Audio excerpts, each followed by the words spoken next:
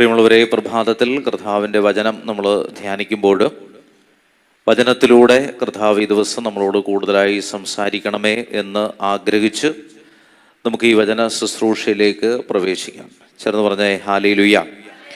സങ്കീർത്തനങ്ങളുടെ പുസ്തകം 56 അധ്യായം എടുക്കാമോ? സങ്കീർത്തനങ്ങളുടെ പുസ്തകം 56 അധ്യായം. സങ്കീർത്തനങ്ങൾ 56 അധ്യായം 10 മുതലുള്ള തിരുവചനങ്ങൾ. സങ്കീർത്തനങ്ങൾ 56, 10 മുതലുള്ള തിരുവചനങ്ങൾ വായിച്ചേ. ഞാൻ ആരുടെ വചനം കീർത്തിക്കുന്നുവോ ആ ദൈവത്തിൽ, ഞാൻ ആരുടെ വചനം പ്രകീർത്തിക്കുന്നുവോ ആ കർത്താവിൽ നിർഭയനായി ഞാൻ ആശ്രയിക്കും. ഒരിക്കൽ കൂടി വായിച്ചേ. ഞാൻ ആരുടെ വചനം കീർത്തിക്കുന്നുവോ ആ ദൈവത്തിൽ, ഞാൻ ആരുടെ വചനം പ്രകീർത്തിക്കുന്നുവോ ആ കർത്താവിൽ നിർഭയനായി ഞാൻ ആശ്രയിക്കും. അടുത്ത വചനം വായിച്ചേ. മർത്യന് എന്നോട് എന്ത് ചെയ്യുവാൻ കഴിയും? ദൈവമേ, അങ്ങേക്കുള്ള നേർച്ചകൾ നിറവേറ്റാൻ ഞാൻ കടപ്പെട്ടിരിക്കുന്നു. ഞാൻ അങ്ങേക്ക് കൃതജ്ഞതാബലി അർപ്പിക്കും.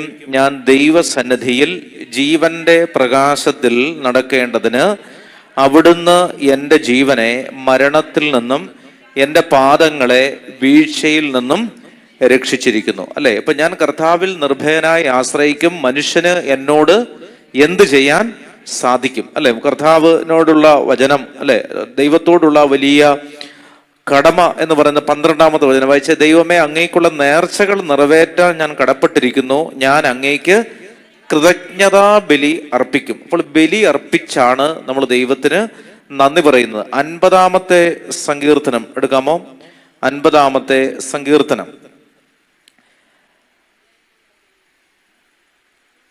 50ാമത്തെ സങ്കീർത്തനത്തിൽ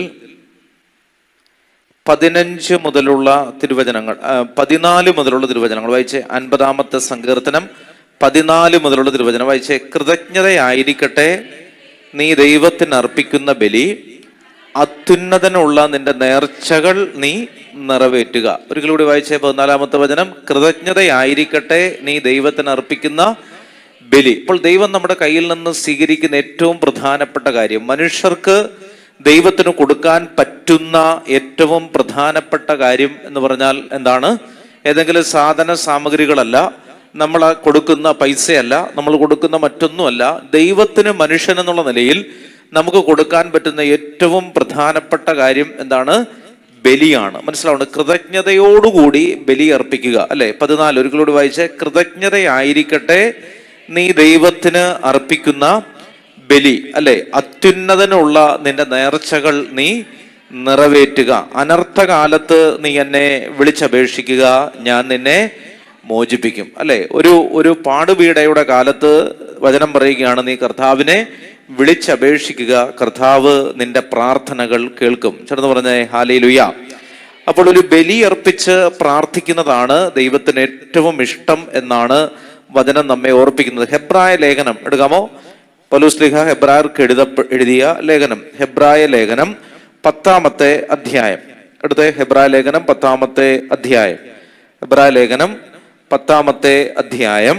10ാമത്തെ അധ്യായം ഒരു ബലിയിലൂടെ കർത്താവ് നമ്മെ എന്ത് ചെയ്യുന്നു എന്നുള്ളതാണ്. 19ാമത്തെ വചനം വായിച്ചേ. ഹെബ്രായർ 10:19 വായിച്ചേ. എൻ്റെ സഹോദരരെ, യേശുവിൻ്റെ രക്തം മൂലം വിശുദ്ധ സ്ഥലത്തേക്ക് പ്രവേശിക്കുവാൻ നമുക്ക് മനോധൈര്യമുണ്ട്. അല്ലെ? യേശുവിൻ്റെ രക്തം മൂലം എന്ന് പറഞ്ഞാൽ എന്താണ്? യേശുവിൻ്റെ ബലിയർപ്പണത്തിലൂടെ അല്ലെങ്കിൽ യേശുവിൻ്റെ ബലിയിലൂടെ എന്ത് സംഭവിച്ചു? വിശുദ്ധ സ്ഥലത്തേക്ക് പ്രവേശിക്കുവാൻ നമുക്ക് ധൈര്യം ലഭിച്ചു. അടുത്തത് വായിച്ചേ. എന്തെന്നാൽ തൻ്റെ ശരീരമാകുന്ന വിരിയിലൂടെ അവൻ നമുക്കായി എന്ത് ചെയ്തു? നവീനവും സജീവവുമായ ഒരു പാത തുറന്നു തരിക. അപ്പൊ ഒരു ബലിയർപ്പണത്തിലാണ് ഒരു വഴി തുറക്കപ്പെടുന്നത്. ചേർന്ന് പറഞ്ഞേ ഹല്ലേലൂയ. ഒരു ബലി അർപ്പിക്കുമ്പോഴാണ് എന്ത് ചെയ്യുന്നത്? ഒരു അടഞ്ഞു കിടക്കുന്ന ഒരു വാതിൽ തുറക്കപ്പെടുന്നത്. 20ാമത്തെ വചനം ഹെബ്രായർ 10:20 വായിച്ചേ. എന്തെന്നാൽ തൻ്റെ ശരീരമാകുന്ന വിരിയിലൂടെ അവൻ എന്ത് ചെയ്തു? അവൻ നമുക്കായി നവീനവും എന്ന് പറഞ്ഞാൽ എന്താണ്? നവീനം എന്ന് പറഞ്ഞാൽ പുതിയത്, അല്ലെ, ഇതുവരെ ആരും കയറിയിട്ടില്ലാത്ത ഒരു കഴുതക്കുട്ടി എന്ന് പറയുന്നത് പോലെ ഇതുവരെ ആരും ഉപയോഗിച്ചിട്ടില്ലാത്ത, ഇതുവരെ ആരും കണ്ടിട്ടില്ലാത്ത ഒരു വഴി, അല്ലെ, പറഞ്ഞാൽ വിശ്വസിക്കാനാകാത്ത ഒരു വഴി അല്ലെങ്കിൽ ഒരു പ്രവൃത്തി അവൻ നമ്മുടെ നാളുകളിൽ ചെയ്യാൻ പോകുന്നു. അതെങ്ങനെയാണ്? തന്റെ ബലിയിലൂടെയാണ്. ചേർന്ന് പറഞ്ഞേ ഹല്ലേലൂയ.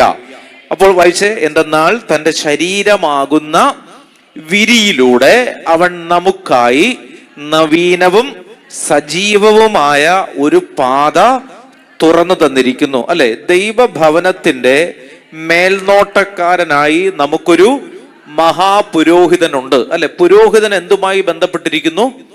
ബലിയുമായി ബന്ധപ്പെട്ടിരിക്കുന്നു. അല്ലെ, പൗരോഹിത്യം എന്തുമായിട്ടാണ് ബന്ധപ്പെട്ടിരിക്കുന്നത്?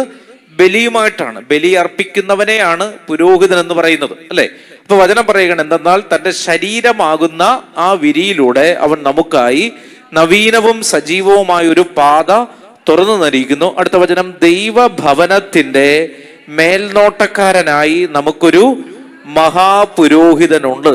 ദൈവഭവനം. ദൈവഭവനം എന്ന് പറഞ്ഞാൽ എന്താ? ദൈവം വസിക്കുന്ന അർത്ഥം പറയാനല്ല. എന്താണ് ദൈവഭവനം? ഈ വചനം അവിടെ വെച്ചിരിക്കണം, അല്ലെ, ഒരു വിരൽ വെച്ചിട്ട്. കോറിന്തോസ് ലേഖനം എടുക്കാമോ? കോറിന്തോസ് ലേഖനം 3-ാമത്തെ അധ്യായം. ദൈവഭവനം എന്ന് പറഞ്ഞാൽ എന്താണ്? കോറിന്തോസ് ലേഖനം 3-ാമത്തെ അധ്യായം 16 മുതലുള്ള തിരുവചനങ്ങൾ എടുത്തേ. 1 കോറിന്തോസ് 3:16. നിങ്ങൾ ദൈവത്തിന്റെ ആലയമാണെന്നും, അല്ലെ. അപ്പൊ ആരാണ് ദൈവത്തിന്റെ ആലയം എന്ന് പറഞ്ഞാൽ? ഏതാണ്? ഒരു കെട്ടിടമാണോ? അല്ലല്ല. ദൈവാലയം എന്ന് പറഞ്ഞാൽ, ദൈവത്തിന്റെ ആലയം എന്ന് പറഞ്ഞാൽ ഒരു പള്ളിയല്ല. നമ്മൾ ഈ കാണുന്നത് പോലെ കല്ലും മണ്ണും കട്ടയും വെച്ചുണ്ടാക്കിയ ഒരു പള്ളിയെ അല്ല ദൈവത്തിന്റെ ഭവനം എന്ന് പറയുന്നത്. വായിച്ചേ, നിങ്ങൾ ദൈവത്തിന്റെ ആലയമാണെന്നും. വായിച്ചേ, ദൈവാത്മാവ് നിങ്ങളിൽ വസിക്കുന്നുവെന്നും നിങ്ങൾ അറിയുന്നില്ലേ? അടുത്ത വചനം വായിച്ചേ, ദൈവത്തിന്റെ ആലയം നശിപ്പിക്കുന്നവനെ ദൈവവും നശിപ്പിക്കും.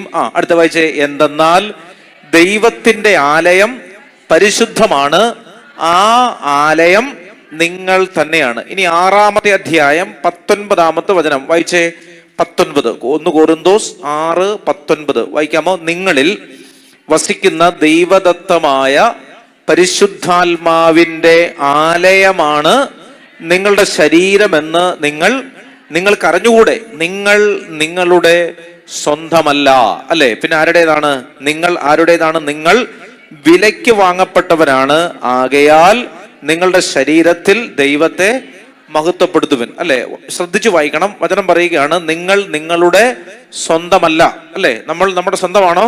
അല്ല. നിങ്ങൾ എങ്ങനെയുള്ളവരാണ്? നിങ്ങൾ വിലയ്ക്ക് വാങ്ങപ്പെട്ടവരാണ്. അതാണ് പ്രധാനപ്പെട്ട കാര്യം. വിലയ്ക്ക് വാങ്ങപ്പെട്ടവരാണ്. എന്ത് വിലയാണ് ദൈവം നമുക്ക് നൽകിയത്? എത്ര വില കൊടുത്താണ് ദൈവം നമ്മെ വാങ്ങിച്ചത്? അതാണ് ഹെബ്രായർ 10 നമ്മൾ കാണുന്നത്. ഇനി ഹെബ്രായർ 10 വീണ്ടും എടുത്ത്. ഹെബ്രായ ലേഖനം 10-ാമത്തെ അധ്യായമാണ് നമ്മൾ കണ്ടുകൊണ്ടിരുന്നത്. ഹെബ്രായ ലേഖനം 10-ാമത്തെ അധ്യായത്തിന്റെ 21 വളരെ പ്രധാനപ്പെട്ട ഒരു വചനമാണ്. ദൈവഭവനത്തിന്റെ. അപ്പൊ നിങ്ങൾ ശ്രദ്ധിച്ചേ, ദൈവഭവനം എന്ന് പറഞ്ഞാൽ എന്താണ്? പറയൂ, ദൈവഭവനം എന്ന് പറഞ്ഞാൽ എന്ത്? ഇപ്പൊ വായിച്ചേ ഉള്ളൂ.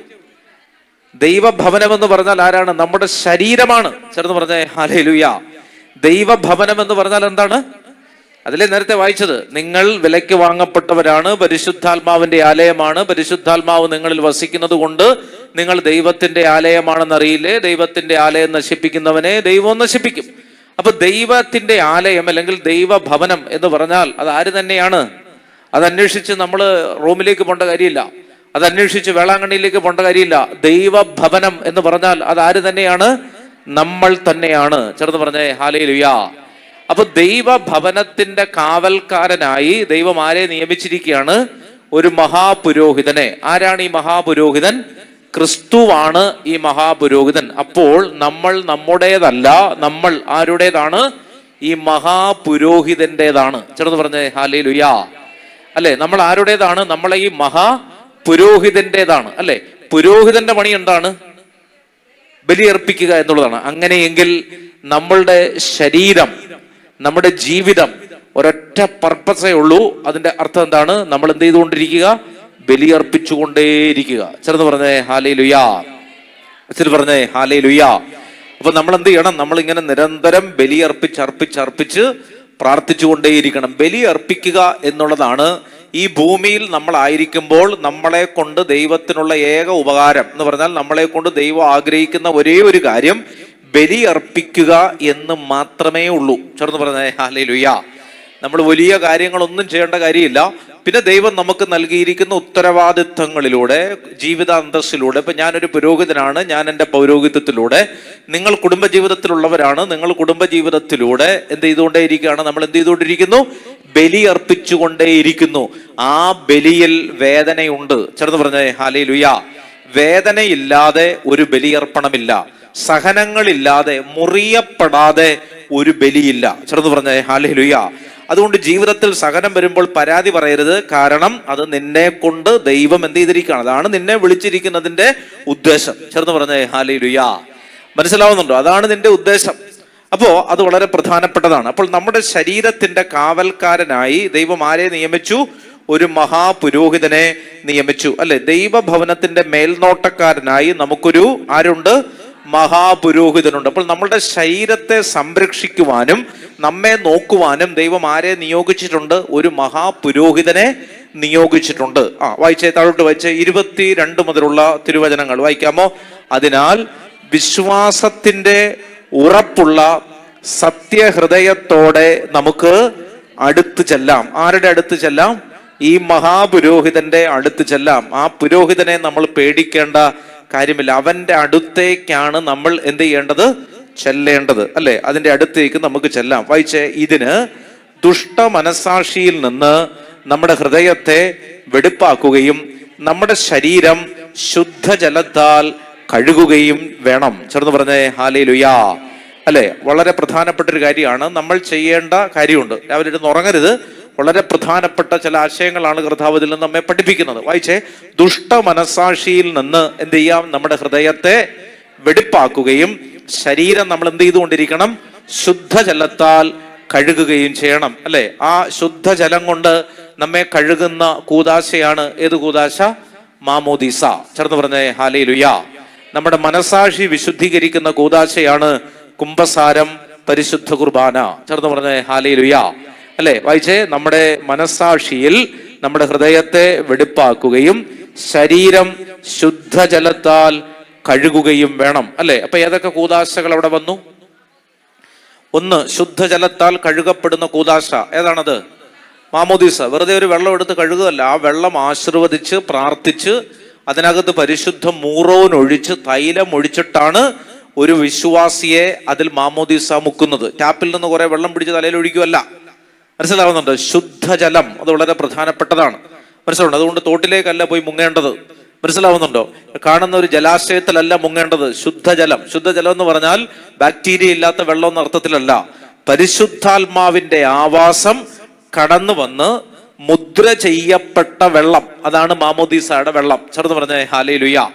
അതുകൊണ്ട് മാമോദീസ കൊടുത്തു കഴിഞ്ഞതിന് ശേഷം വരുന്ന വെള്ളം അത് ആളുകൾ ചവിട്ടുന്ന സ്ഥലത്ത് പോലും ഒഴിക്കാൻ പാടില്ല. വളരെ പരിശുദ്ധമാണ് ആ വെള്ളം. മനസ്സിലാവണം? പരിശുദ്ധ മൂറോൻ ഒഴിച്ച് വിശുദ്ധീകരിക്കപ്പെടുന്ന വെള്ളം.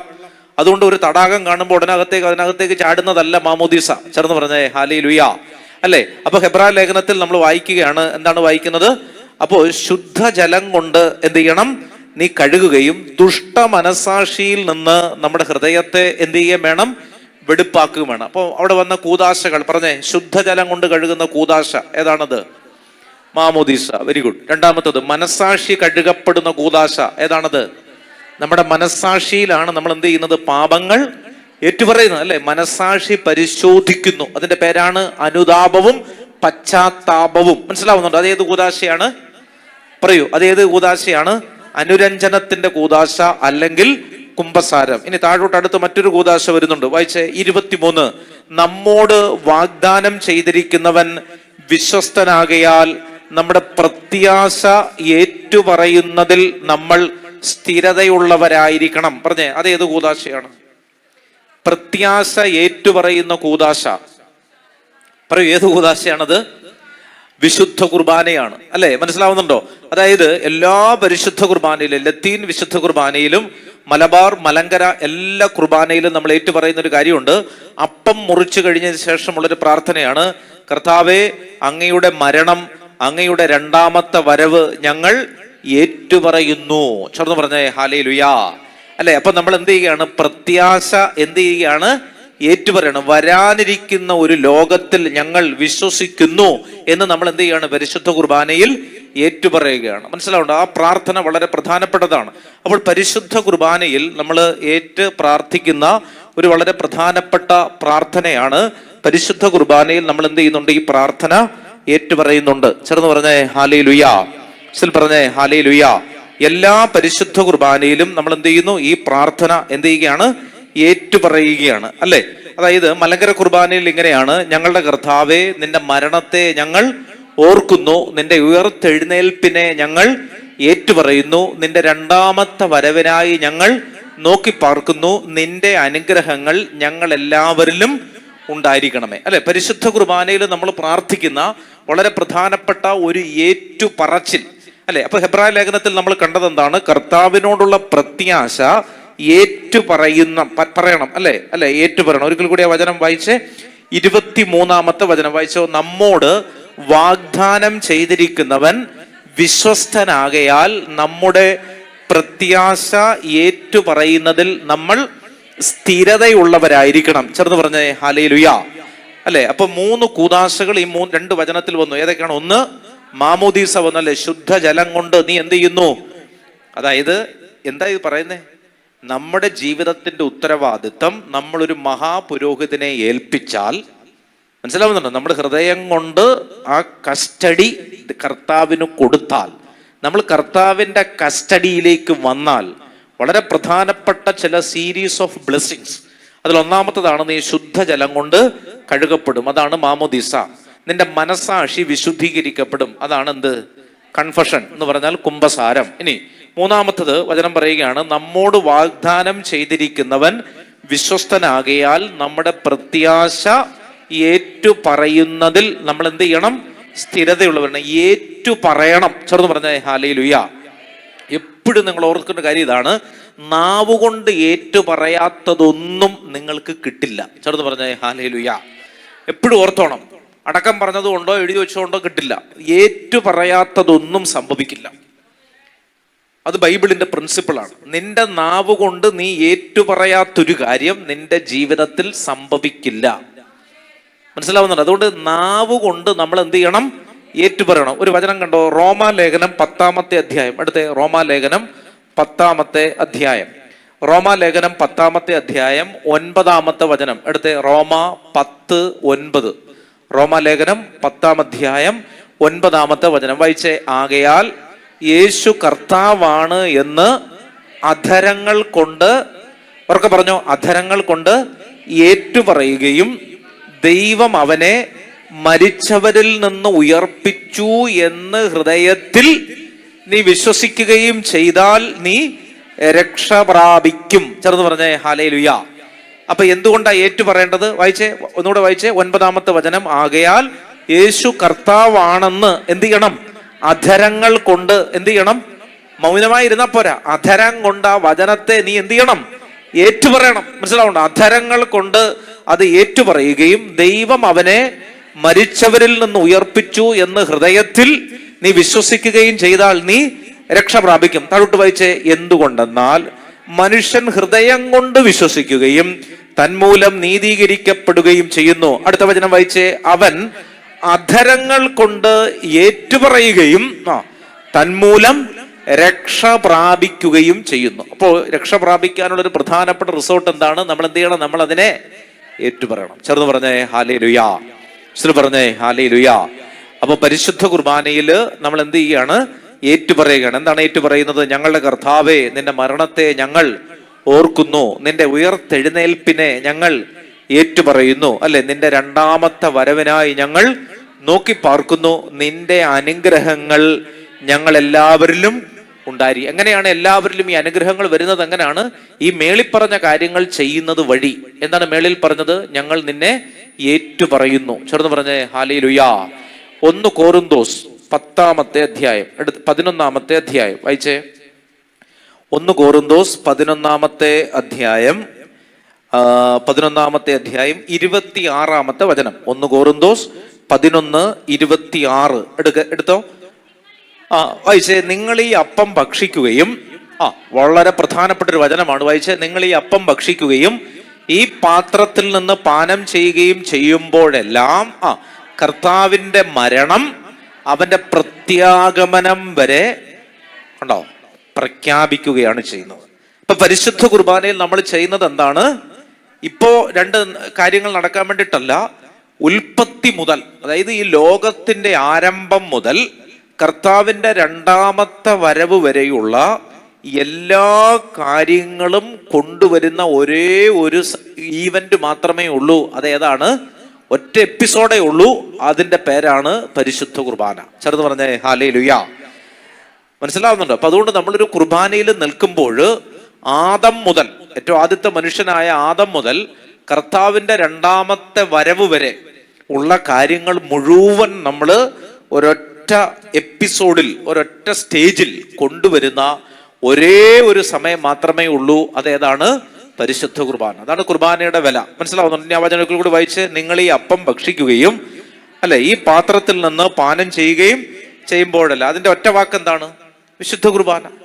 അപ്പം ഭക്ഷിക്കുന്നു, പാനപാത്രത്തിൽ നിന്ന് പാനം ചെയ്യുന്നു, അതിന്റെ പേരാണെന്ത്?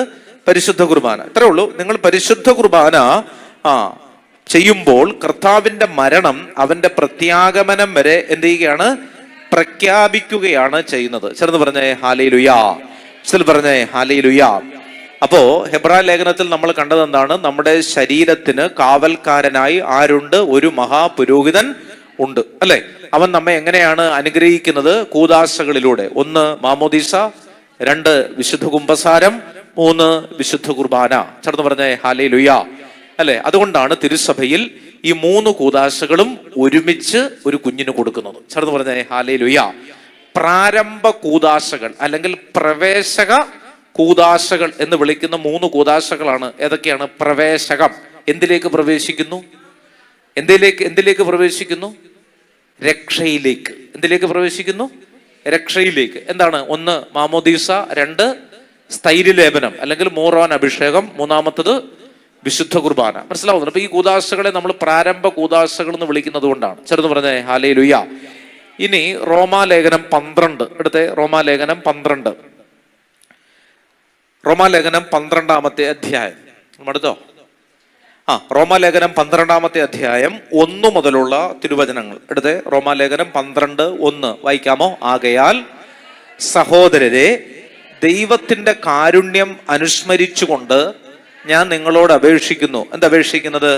നിങ്ങളുടെ ശരീരങ്ങളെ വിശുദ്ധവും ദൈവത്തിന് പ്രീതികരവുമായ സജീവ ബലിയായി സമർപ്പിക്കുവിൻ. കണ്ടോ? അപ്പൊ നമ്മുടെ ശരീരത്തെ നമ്മൾ എന്തുപോലെ സമർപ്പിക്കണമെന്നാണ് കർത്താവ് പറയുന്നത്? ബലിയായി സമർപ്പിക്കുവിൻ. ഒരു 10 മിനിറ്റ് നേരത്തേക്കുള്ളൊരു സമർപ്പണം ദൈവം ആഗ്രഹിക്കുന്നില്ല. മനസ്സിലാവുന്നുണ്ടോ? ഈ ലോകത്തിൽ എന്തൊക്കെ കാര്യങ്ങൾ എത്ര മനോഹരമായി ചെയ്താലും ദൈവത്തിനത് സന്തോഷമുണ്ടോ എന്ന് ചോദിച്ചാൽ എനിക്കറിയാൻ പാടില്ല. പക്ഷെ എനിക്ക് മനസ്സിലായത്, നമ്മൾ ദൈവത്തെ സന്തോഷിപ്പിക്കാൻ പറ്റുന്ന ഏറ്റവും പ്രധാനപ്പെട്ട കാര്യം എന്താണ്? വിശ്വാസത്തോടു കൂടിയുള്ള ബലിയർപ്പണം എന്നുള്ളതാണ്. ചേർന്ന് പറഞ്ഞേ ഹല്ലേലൂയ.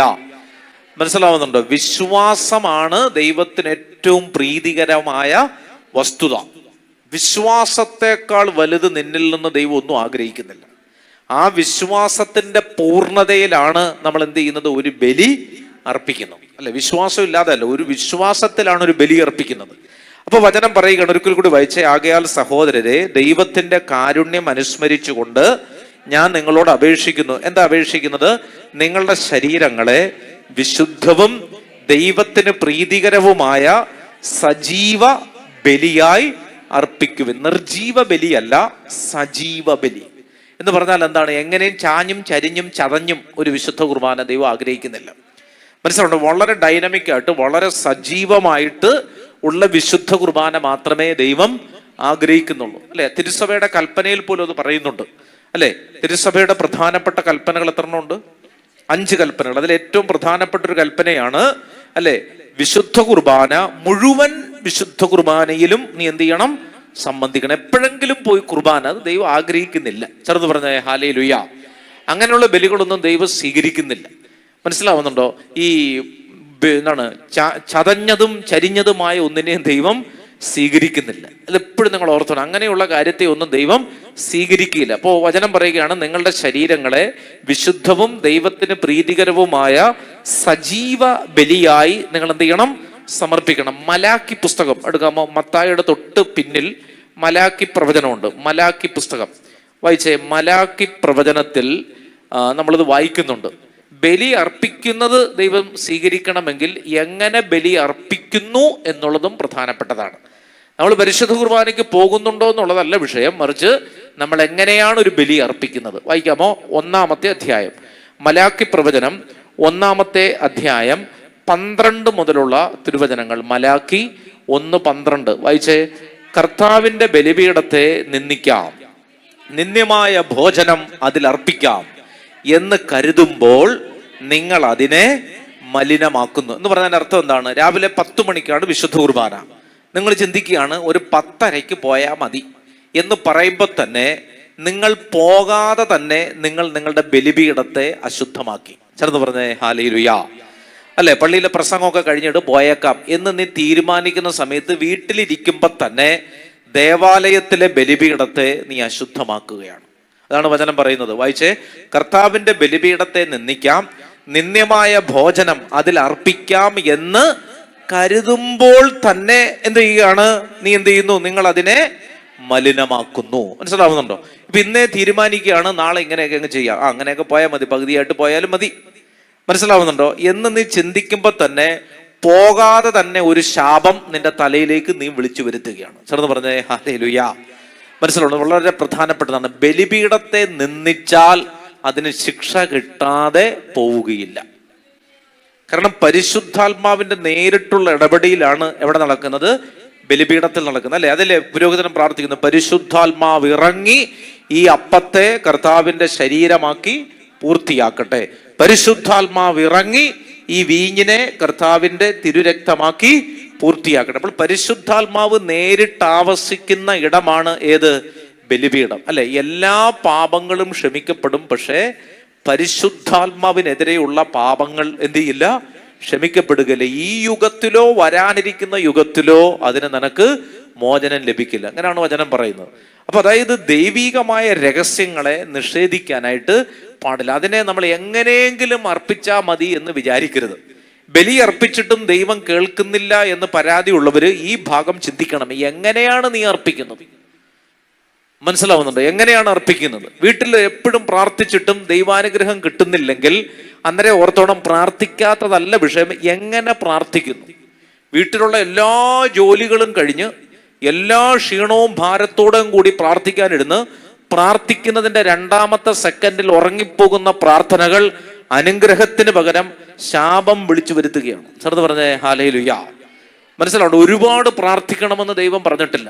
കർത്താവ് എന്താ ശിഷ്യന്മാരോട് പറഞ്ഞേ? അല്പനേരം നിങ്ങൾക്ക് എൻ്റെ കൂടെ ഉണർന്നിരിക്കാൻ സാധിക്കുന്നില്ല. എത്ര നേരം എന്നുള്ളതല്ല. നമ്മൾ വിചാരിക്കുന്നത് ഈ 4 മണിക്കൂർ ഇരിക്കുന്നതാണെന്ന്. ഒരു കാര്യമില്ല. 4 മണിക്കൂർ ഒന്നും ഇരിക്കണ്ട, അങ്ങനൊന്നും ദൈവം ആഗ്രഹിക്കുന്നില്ല. ചേർന്ന് പറഞ്ഞേ ഹല്ലേലൂയാ. മനസ്സിലാവുന്നുണ്ടോ? 4 മണിക്കൂർ ഇരിക്കണമെന്നൊന്നും കർത്താവ് ആഗ്രഹിക്കുന്നില്ല. കർത്താവ് പറയുന്നത് അല്പനേരം നിനക്ക് എൻ്റെ കൂടെ ഉണർവോടെ ഇരിക്കാൻ. ഉണർവാണ് പ്രധാനപ്പെട്ട ഉണർവ്. ഉണർവില്ലാതെ നമ്മൾ എങ്ങനെയും ചെയ്തിട്ട് കാര്യമില്ല. എന്തെങ്കിലും കർത്താവിന് ചെയ്തിട്ട് കാര്യമില്ല. ചെയ്യുന്നെങ്കിൽ അതിൻ്റെ ക്വാളിറ്റിയിൽ ചെയ്യണം. ചേർന്ന് പറഞ്ഞേ ഹല്ലേലൂയാ. ക്വാണ്ടിറ്റി ദൈവത്തിന് വിഷയമല്ല. ക്വാണ്ടിറ്റി. 10,000 രൂപ കൊടുത്തു, ഒരു കഥയില്ല. അത് ആകെ നമ്മുടെ പ്രാവി എന്ന് പറഞ്ഞാൽ ആകെ അസ്വസ്ഥപ്പെട്ടത് കൊടുക്കാൻ വേണ്ടി കൊടുത്തു, ഒരു കാര്യവുമില്ല. 1 രൂപ കൊടുത്താൽ മതി സന്തോഷത്തോടെ. ക്വാണ്ടിറ്റി അല്ല ദൈവസന്നിധിയിൽ പ്രധാനം, മറിച്ച് ക്വാളിറ്റിയാണ്. ക്വാളിറ്റി എന്ത് ക്വാളിറ്റിയിലാണ് നീ കൊടുത്തത്? മനസ്സിലുണ്ടോ? ക്വാണ്ടിറ്റി ദൈവത്തിനൊരു വിഷയമല്ല. നിന്നേക്കാൾ ഇരട്ടി കൊടുക്കുന്ന ആയിരക്കണക്കിന് ആളുകൾ ഈ ലോകത്തിലുണ്ട്. അതുകൊണ്ട് നിന്റെ 10,000 ഒന്നും കർത്താവിന് വേണ്ട, നിന്റെ 2 കോടിയോ 4 ലക്ഷമോ ഒന്നും കർത്താവിന് വേണ്ട. മനസ്സിലാവുന്നുണ്ട്? അതുകൊണ്ട് ഹൃദയപൂർവ്വം കൊടുക്കുക.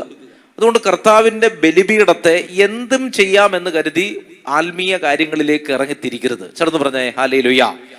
മനസ്സിലാവും? നമ്മൾ ആത്മീയ കാര്യങ്ങൾ ചെയ്യുമ്പോൾ അതിൻ്റെ വില നിങ്ങൾ എന്ത് ചെയ്യണം? പരമാവധി കൊടുക്കണം. ആത്മീയ കാര്യങ്ങൾക്ക് കൊടുക്കേണ്ട പ്രാധാന്യം നിങ്ങൾ എന്ത് ചെയ്യണം?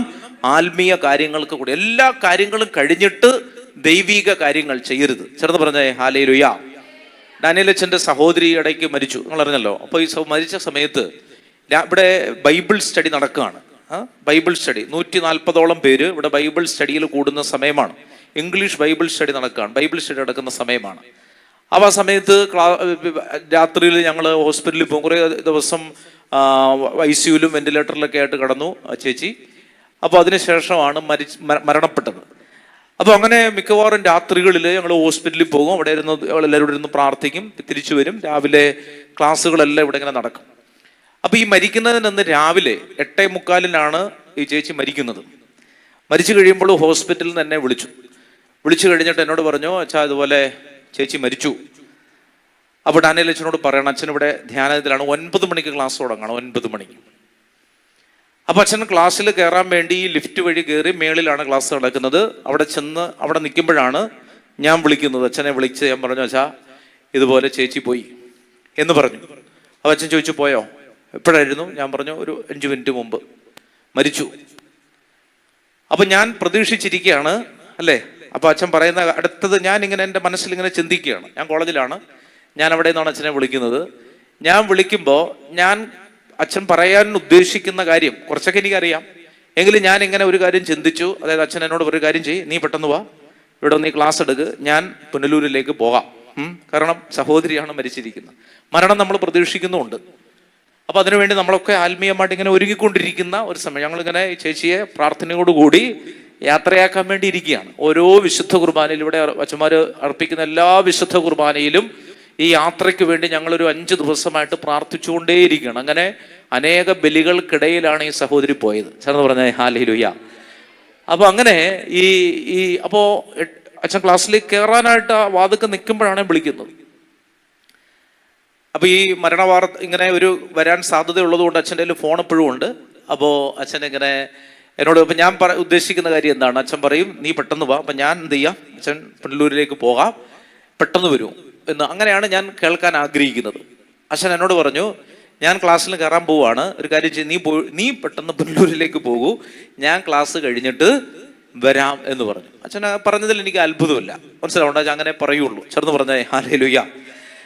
അപ്പോൾ അവിടെ പോകാൻ പറഞ്ഞു. ഞാൻ പെട്ടെന്ന് ഇറങ്ങി. ഇവിടെ ഞങ്ങൾ 2-3 പേരായിട്ട് ഞങ്ങൾ പെട്ടെന്ന് പോയി. അച്ഛനവിടെ ക്ലാസ് എടുത്തു. ക്ലാസ്സിന് കയറിയപ്പോഴത്തേക്ക് ആളുകൾ അല്ലേ, ബൈബിൾ സ്റ്റഡി കൂടിക്കൊണ്ടിരുന്നവർക്കൊക്കെ അറിയാം, വളരെ അത്യാസന നിലയിൽ കിടക്കുകയാണ്. അച്ഛനോട് ചോദിച്ചു, അച്ഛാ ക്ലാസ്സിൽ കയറിയപ്പോഴും ചോദിച്ചു, സിസ്റ്ററിന് എങ്ങനെ ഉണ്ട് എന്ന് ആളുകൾ ചോദിച്ചപ്പോൾ അച്ഛൻ പറഞ്ഞു, ഷീ ഈസ് സേഫ്. അതാണ് സേഫാണ് എന്ന് പറഞ്ഞു. ക്ലാസ് കഴിഞ്ഞ് ഇറങ്ങിയപ്പോഴത്തേക്ക് അച്ഛൻ പറഞ്ഞു, she is safe in the hands of Lord. കർത്താവിൻ്റെ കരങ്ങളിൽ പുള്ളിക്കാരി സുരക്ഷിതയാണ് എന്ന് പറഞ്ഞാൽ, സഹോദരി മരിച്ചു കിടക്കുമ്പോഴും അച്ഛൻ പ്രാധാന്യം കൊടുത്തത് എന്തിനാണ്? ആത്മീയ കാര്യങ്ങൾക്കാണ്. മനസ്സിലാവുന്നുണ്ടോ? കർത്താവ് തന്നെ ഏൽപ്പിച്ചിരിക്കുന്ന സുവിശേഷ ശുശ്രൂഷയ്ക്കാണ്. എന്നിട്ട് പിറ്റേ ദിവസം ആ വീട്ടിൽ ഈ സഹോദരിയുടെ ശരീരം മൊബൈൽ മോർച്ചറിൽ ഇരിക്കുന്ന സമയത്ത് അച്ഛൻ രാത്രി തിരിച്ച് ഇവിടേക്ക് വന്നു. ഇതിനു വേണ്ടിയിട്ടാണ് പിറ്റേ ദിവസത്തെ ക്ലാസ് എടുത്തിട്ട് ഉച്ച കഴിഞ്ഞത്തെ അടക്കത്തിന് ക്ലാസ് കഴിഞ്ഞിട്ടാണ് അവിടേക്ക് പോയത്. ചെറുത് പറഞ്ഞേ ഹല്ലേലൂയ അല്ലേ. എന്ന് പറഞ്ഞാൽ വചനം എന്താണ്? വചനം പറയണ, കർത്താവ് പറയണം, നീ എന്നെ അനുഗമിക്കാൻ ആഗ്രഹിക്കുന്നുവെങ്കിൽ എല്ലാറ്റിനെയും ഉപേക്ഷിച്ച് നീ എൻ്റെ പിന്നാലെ വരിക. മരിച്ചവർ തങ്ങളുടെ മരിച്ചവരെ സംസ്കരിക്കട്ടെ, നീ ദൈവരാജ്യം പ്രസംഗിക്കുക. ചെറുന്ന് പറഞ്ഞേ ഹല്ലേലൂയ. പറയാൻ എളുപ്പമാണ് എന്ന് പറഞ്ഞാൽ, ഞാൻ പറഞ്ഞു വന്നത്, നമ്മൾ കർത്താവിന് കൊടുക്കുന്ന ഒരു വില, എല്ലാം കഴിഞ്ഞിട്ട് സമയമുണ്ടെങ്കിൽ ഇത് ചെയ്യാനോ, അത് കർത്താവ് ആഗ്രഹിക്കുന്നില്ല. എല്ലാം കഴിഞ്ഞിട്ട്, നമ്മുടെ വീട്ടിലെ എല്ലാ ഉത്തരവാദിത്തങ്ങളും കഴിഞ്ഞിട്ട്, വീട്ടിലെ എല്ലാ കാര്യങ്ങളും കഴിഞ്ഞിട്ട് ഒരു ശുശ്രൂഷ, നോ, നത്തിങ്, അത് കർത്താവ് ആഗ്രഹിക്കുന്നില്ല. ഇതിന് 1ാം സ്ഥാനം കൊടുക്കണം. മനസ്സിലാവുന്നുണ്ടോ? 1ാം സ്ഥാനം കൊടുക്കണം. അപ്പൊ വീട്ടിൽ ചെന്നിട്ട് ഞാനപ്പോൾ രാവിലെ അങ്ങ് പോയി മൊബൈൽ മോർച്ചറിയിൽ കാര്യങ്ങളെല്ലാം സെറ്റ് ചെയ്ത് കഴിഞ്ഞിട്ട്, അപ്പോൾ വൈകുന്നേരത്ത് 6 മണിക്ക് ഇവിടെ ക്ലാസ് ഉണ്ട്. അച്ഛൻ അവിടെയാണ്. അപ്പൊ ഞാൻ ചോദിച്ചു, അച്ഛൻ ഇന്നത്തെ ക്ലാസ്? ഞങ്ങളെല്ലാം അവിടെ ആണ്. അച്ഛൻ പറഞ്ഞു, the show must go on. മനസ്സിലുണ്ട്? പണ്ടൊരു സിനിമയിൽ പറഞ്ഞതാണ്, ആരൊക്കെ മരിച്ചാലും the show must go on, you go to retreat centre. ഞാൻ തിരിച്ചുവിടെ വന്നു. 6 മണിയുടെ ക്ലാസ് ഇവിടെ നടന്നു എന്ന് പറഞ്ഞാൽ, ഞാൻ പറഞ്ഞത് പ്രിയമുള്ളവരെ, ചില കാര്യങ്ങൾക്ക് നമ്മൾ കൊടുക്കുന്ന പ്രാധാന്യമാണ് പലരെയും സ്വർഗത്തിലെത്തിക്കുന്നത്. ചെറുത് പറഞ്ഞ ഹല്ലേലൂയ. മനസ്സിലാവുന്നുണ്ടോ? നമ്മൾ ചെയ്യാൻ പറ്റുന്ന കാര്യങ്ങൾ അതാണ്. നമ്മൾ കർത്താവിന് പ്രാധാന്യം കൊടുക്കുന്നുണ്ടോ? നമുക്ക് പറ്റാവുന്ന സമയത്ത് നമ്മൾ ദൈവത്തെ ആരാധിക്കുന്നു, നമുക്ക് ആവശ്യമുള്ള സമയത്ത് നമ്മൾ വിളിക്കുന്നു. ഇതിനൊരു 1ാം സ്ഥാനം കൊടുക്കുന്നുണ്ടോ? മറ്റു കൂതാശകളോ പാലുകാച്ചോ പിന്നെന്താണ് നൂലുകെട്ടോ ഒന്നും ഇല്ലെങ്കിൽ ഞായറാഴ്ച പോയി ഒരു കുർബാന. അങ്ങനെ എന്തെങ്കിലും പരിപാടി വന്നാൽ നമ്മൾ തലേന്ന് തന്നെ ആ വണ്ടിക്കകത്ത് കയറിയിരിക്കും.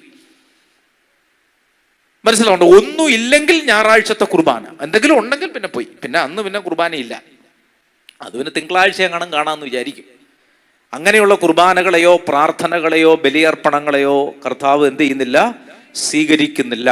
ചേർന്ന് പറഞ്ഞേ ഹല്ലേലൂയാ. മനസ്സിലാവുന്നത്? അതുകൊണ്ട് ഈ ലോകത്തിൽ നമ്മൾ ജീവിക്കുമ്പോൾ ദൈവരാജ്യ ശുശ്രൂഷകൾക്കാണ് ഒന്നാം സ്ഥാനം. ചേർന്ന് പറഞ്ഞേ ഹല്ലേലൂയാ. അങ്ങനെ ശുശ്രൂഷകൾക്ക് ഒന്നാം സ്ഥാനം കൊടുത്ത ഒരു മനുഷ്യന്റെ വിശുദ്ധമായ ഓർമ്മയാണ് ഇന്നത്തെ ദിവസം, അല്ലേ? ആരുടെ തിരുനാളാണ് ഇന്ന്? ഡോൺ ബോസ്കോയുടെ തിരുനാളാണ്. ചേർന്ന് പറഞ്ഞേ ഹല്ലേലൂയാ. ഡോൺ ബോസ്കോയുടെ തിരുനാളാണ്. എൻ്റെ ജീവിതത്തിൽ എന്നെ ഏറ്റവും കൂടുതൽ സ്വാധീനിച്ച ഒരു വിശുദ്ധനാണ് ഡോൺ ബോസ്കോ. ഞാൻ 6ാം ക്ലാസ്സിൽ പഠിക്കുമ്പോൾ എൻ്റെ വികാരിയച്ഛൻ അന്ന് പള്ളിയിൽ എന്തോ ഒരു കാര്യത്തിനൊരു സമ്മാനമായിട്ട് എനിക്ക് തന്നത് ഡോൺ ബോസ്കോയുടെ പുസ്തകമാണ്. ഞാനത് ആദ്യമായിട്ട് വായിക്കുന്ന വിശുദ്ധന്റെ പുസ്തകം ഡോൺ ബോസ്കോയുടെ പുസ്തകമാണ്. മനസ്സിലാവണം? അദ്ദേഹമാണ് യുവജനങ്ങൾക്ക് വേണ്ടി ഓറട്ടറികൾ സ്ഥാപിച്ചത്. എനിക്ക് വാക്കിന്റെ അർത്ഥം അറിയില്ലായിരുന്നു. ഓറട്ടറി എന്ന് പറഞ്ഞാൽ ഓർഫനേജ് എന്നാണ്. മനസ്സിലാവണം? ഇങ്ങനെയുള്ള ഈ ബാല മഠങ്ങളൊക്കെ ഉണ്ടല്ലോ, കുട്ടികളൊക്കെ ഇങ്ങനെ നിർത്തി പഠിപ്പിക്കുന്ന സെന്റർ. ആ ഡോൺ ബോസ്കോയുടെ ഓറട്ടറിയിൽ ഉണ്ടായിരുന്ന ഒരു കൊച്ചു പയ്യനായിരുന്നു ഡൊമിനിക് സാവിയോ. ചേർന്ന് പറഞ്ഞ ഹല്ലേലൂയ. അൾത്താര ബാലന്മാരുടെ മധ്യസ്ഥനാണ്, അല്ലെ? 13-ാമത്തെയോ 14-ാമത്തെ വയസ്സിൽ മരണപ്പെട്ടു പോയ കൊച്ചു പയ്യനാണ് ഡൊമിനിക് സാവിയോ. അദ്ദേഹമാണ് അൾത്താര ബാലന്മാരുടെ മധ്യസ്ഥൻ, യുവജനങ്ങളുടെ മധ്യസ്ഥനാണ്. ആര്? Don Bosco. മനസ്സിലാവണം? സലേഷ്യൻ സഭ എന്ന് പറയുന്ന ഒരു മഹാസഭയുടെ ഫൗണ്ടറാണ് ഡോൺ ബോസ്കോ. ചേർന്ന് പറഞ്ഞേ ഹല്ലേലൂയ. അദ്ദേഹത്തിന്റെ ജീവിതം നമ്മൾ വായിച്ചാല് നമുക്ക് നമ്മളെ ഭയങ്കര തീക്ഷ്ണമായിട്ട് ആകർഷിക്കുന്ന ഒരു ജീവിതമാണ്. മനസ്സിലാവുന്നുണ്ടോ? അപ്പൊ അതുകൊണ്ട് ഇവിടെ മലാക്കിയിൽ നമ്മൾ കണ്ടത്, അല്ലെ, 13-ാമത്തെ വചനം വായിച്ചേ. നമ്മൾ 1-ാമത്തെ അധ്യായം 13-ാമത്തെ വചനം വായിച്ചോ. സൈന്യങ്ങളുടെ കർത്താവ് അരുളി ചെയ്യുന്നു, നിങ്ങൾ മടുത്തു എന്ന് പറഞ്ഞ് നിങ്ങൾ എനിക്കെതിരെ ചീറുന്നു. അക്രമം കൊണ്ട് പിടിച്ചെടുത്തതിനെയും, വായിച്ചോ, മുടന്തുള്ളതിനെയും രോഗം ബാധിച്ചതിനെയും നിങ്ങൾ കാഴ്ചയായി അർപ്പിക്കുന്നു. നിങ്ങൾ കാഴ്ചയായിട്ട് സമർപ്പിക്കുന്ന കാര്യങ്ങൾ എന്തൊക്കെയാണ്? അല്ലെ? ഒന്നിനും കൊള്ളാത്തതിനെ. അങ്ങനെയുള്ള മൃഗങ്ങളെയാണ് നിങ്ങൾ എന്ത് ചെയ്യുന്നത്? അല്ലെ? ഇന്നിപ്പോ അങ്ങനെ ആരും മൃഗങ്ങളെ ബലി അർപ്പിക്കുന്നില്ല, നമ്മൾ തന്നെയാണ് ബലിമൃഗം. ചേർന്ന് പറഞ്ഞേ ഹല്ലേലൂയ. മനസ്സിലാവുണ്ടോ? കാഴ്ച അർപ്പിക്കുന്നതും കാഴ്ച വസ്തുവും ആര് തന്നെയാണ്? നമ്മൾ തന്നെയാണ്. നമ്മളാണ് ബലിമൃഗം. അപ്പോ ആ ബലിമൃഗമായ നമ്മൾ എങ്ങനെയാണ് ഒരു ബലി അർപ്പിക്കുന്നത്? നമ്മുടെ മനോഭാവം എന്താണ്? നമ്മൾ മുടന്തുള്ളതിനെയും കുഷ്ഠരോഗം പിടിപെട്ടതിനെയും ഒക്കെ ആണോ എന്ന് പറഞ്ഞാൽ നമ്മുടെ മനോഭാവം എന്താണ്? നമുക്ക് ഒരു ജോലി ഇല്ലെങ്കിൽ കുറച്ചു നേരം ഇരുന്ന് പ്രാർത്ഥിക്കാം, നമുക്ക് ഇന്നൊന്നും ചെയ്യാനില്ലെങ്കിൽ ഇന്ന് വിശുദ്ധ കുർബാനയ്ക്ക് പോകാം. അതാണോ? ഒരു 2ാം സ്ഥാനമാണോ നമ്മൾ ഈ കാര്യത്തിന് കൊടുത്തിരിക്കുന്നത്? ഒരു 2ാം സ്ഥാനമാണോ നമ്മൾ ആത്മീയ കാര്യങ്ങൾക്ക് കൊടുത്തിരിക്കുന്നതെങ്കിൽ നമ്മുടെ ആത്മീയ മേഖലയെ ദൈവം സ്വീകരിക്കുകയില്ല. ചേർന്ന് പറഞ്ഞേ ഹല്ലേലൂയാ. എപ്പോഴും പ്രയോറിറ്റി ആർക്കാണ്? ആത്മീയ കാര്യങ്ങൾക്കാണ്. അതിന് പറയട്ടെ, ശരീരത്തിന്റെ ക്ഷീണമോ നമ്മുടെ സ്വന്തം സുഖങ്ങളോ ഒന്നുമല്ല. ഞാനും പലപ്പോഴും ചിന്തിച്ചിട്ടുണ്ട്. നമ്മൾ ഡാനിയേൽ അച്ഛൻ്റെ ടൈം ടേബിളൊക്കെ ഷെഡ്യൂൾ ചെയ്യുന്ന സമയത്ത് ഞാൻ പലപ്പോഴും ചോദിച്ചിട്ടുണ്ട്, അച്ഛാ ഇത് നമുക്ക് ഓടിയെത്താൻ പറ്റുമോ? അച്ഛൻ പറഞ്ഞു അതൊക്കെ ഓടിയെത്താം, കുഴപ്പമില്ല. ഞാൻ പലപ്പോഴും ചിന്തിച്ചിട്ടുണ്ട് എന്തുകൊണ്ടാണ് അങ്ങനെ ചെയ്യുന്നതെന്ന്. മനസ്സിലാവുണ്ടോ? ഭയങ്കര ഹെക്റ്റിക്കായിട്ട് ടൈം ടേബിൾ ഇങ്ങനെ സെറ്റ് ചെയ്യും എന്ന് പറഞ്ഞാൽ ഒറ്റ ദിവസം ഗ്യാപ്പില്ല.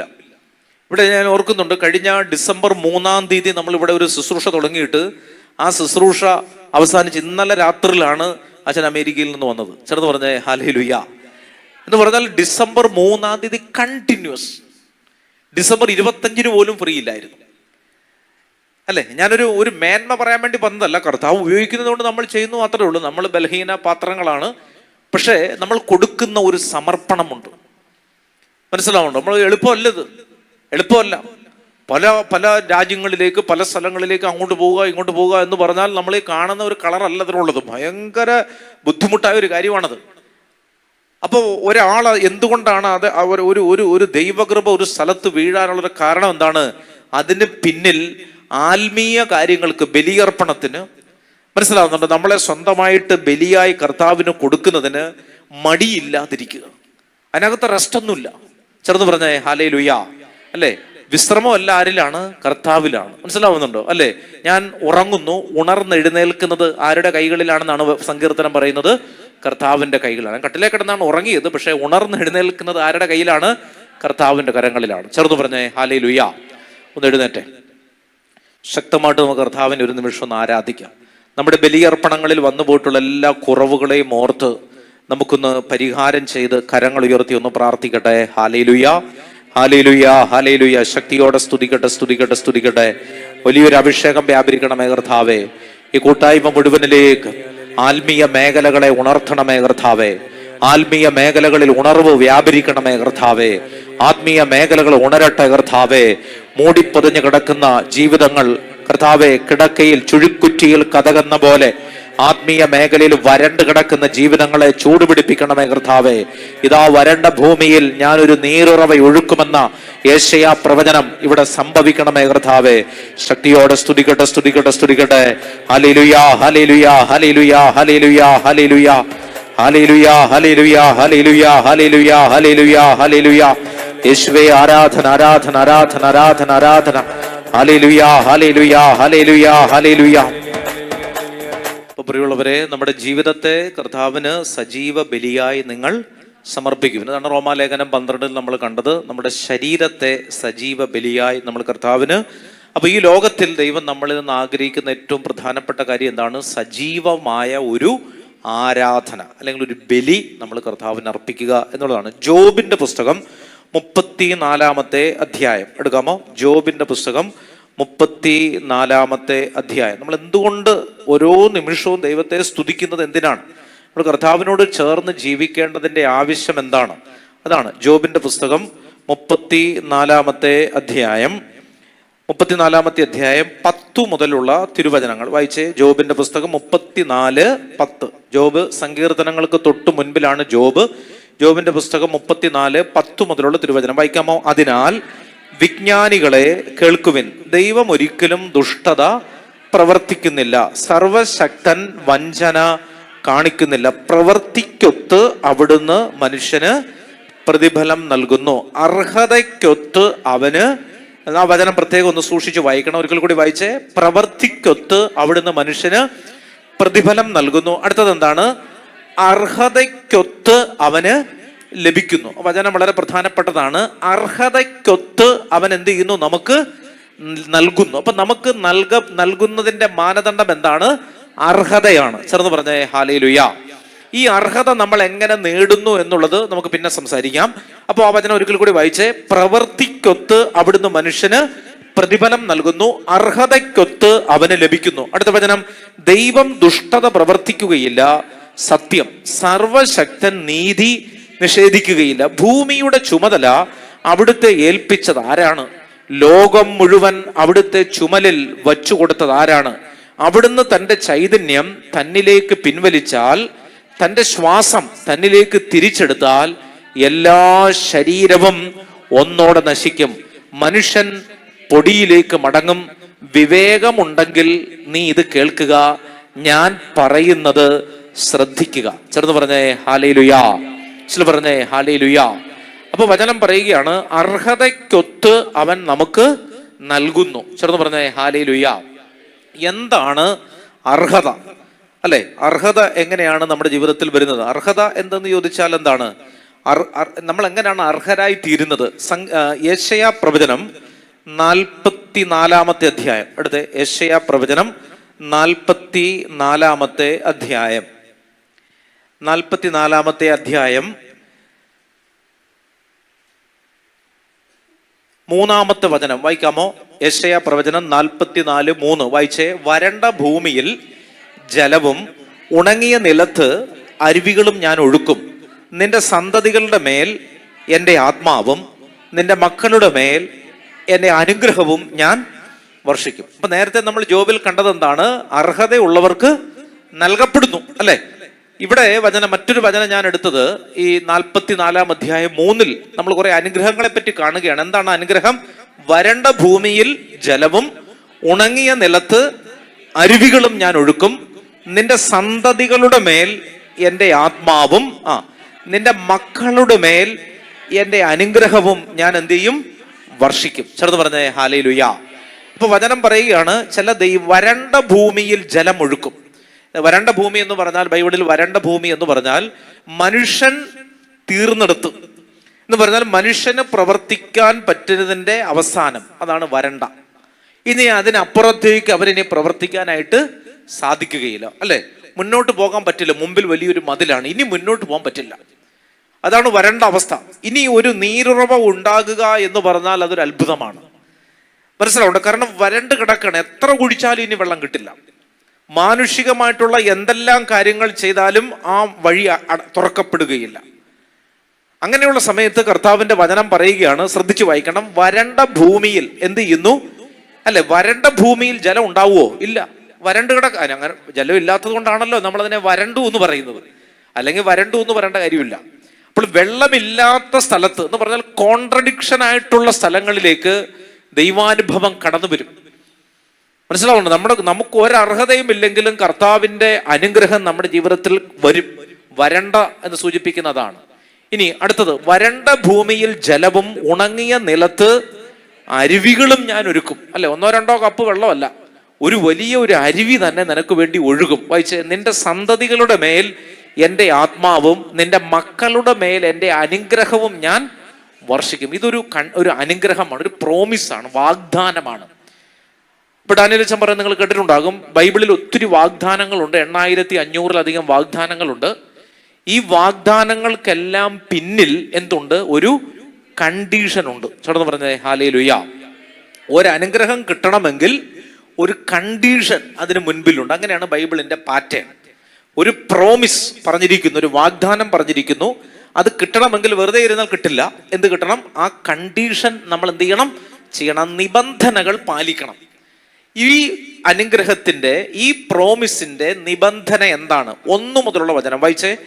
ഐസയ 44:1, 1 മുതലുള്ള വചനം വായിക്കാമോ? എൻ്റെ ദാസനായ യാക്കോബേ, ഞാൻ തിരഞ്ഞെടുത്ത ഇസ്രായേലെ കേൾക്കുക. അല്ലെ, അതാണ് ആദ്യത്തെ കണ്ടീഷൻ. എന്ത് ചെയ്യണം? എൻ്റെ ദാസനായ യാക്കോബേ, ഞാൻ തിരഞ്ഞെടുത്ത ഇസ്രായേലെ എന്ത് ചെയ്യണം? നിങ്ങൾ പറഞ്ഞേ, എന്ത് ചെയ്യണം? കേൾക്കണം. ഒന്നാമത്തത് കാര്യം എന്താണ്? കേൾക്കണം. ശ്രദ്ധിച്ചേ. ഹല്ലേലൂയ. ഒരു ഒരു ഒരു ഒരു അനുഗ്രഹത്തിന്റെ വഴി ഇറങ്ങി വരുന്നത് അങ്ങനെയാണ്. ഇങ്ങനെയാണ് നമ്മൾ അർഹരായി തീരുന്നത്.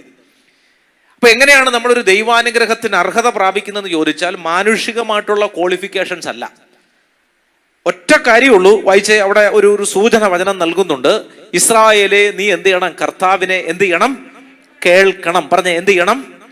കേൾക്കണം. യഹൂദന്മാരുടെ എല്ലാ പ്രാർത്ഥനകളുടെയും തുടക്കം ഇതാണ്.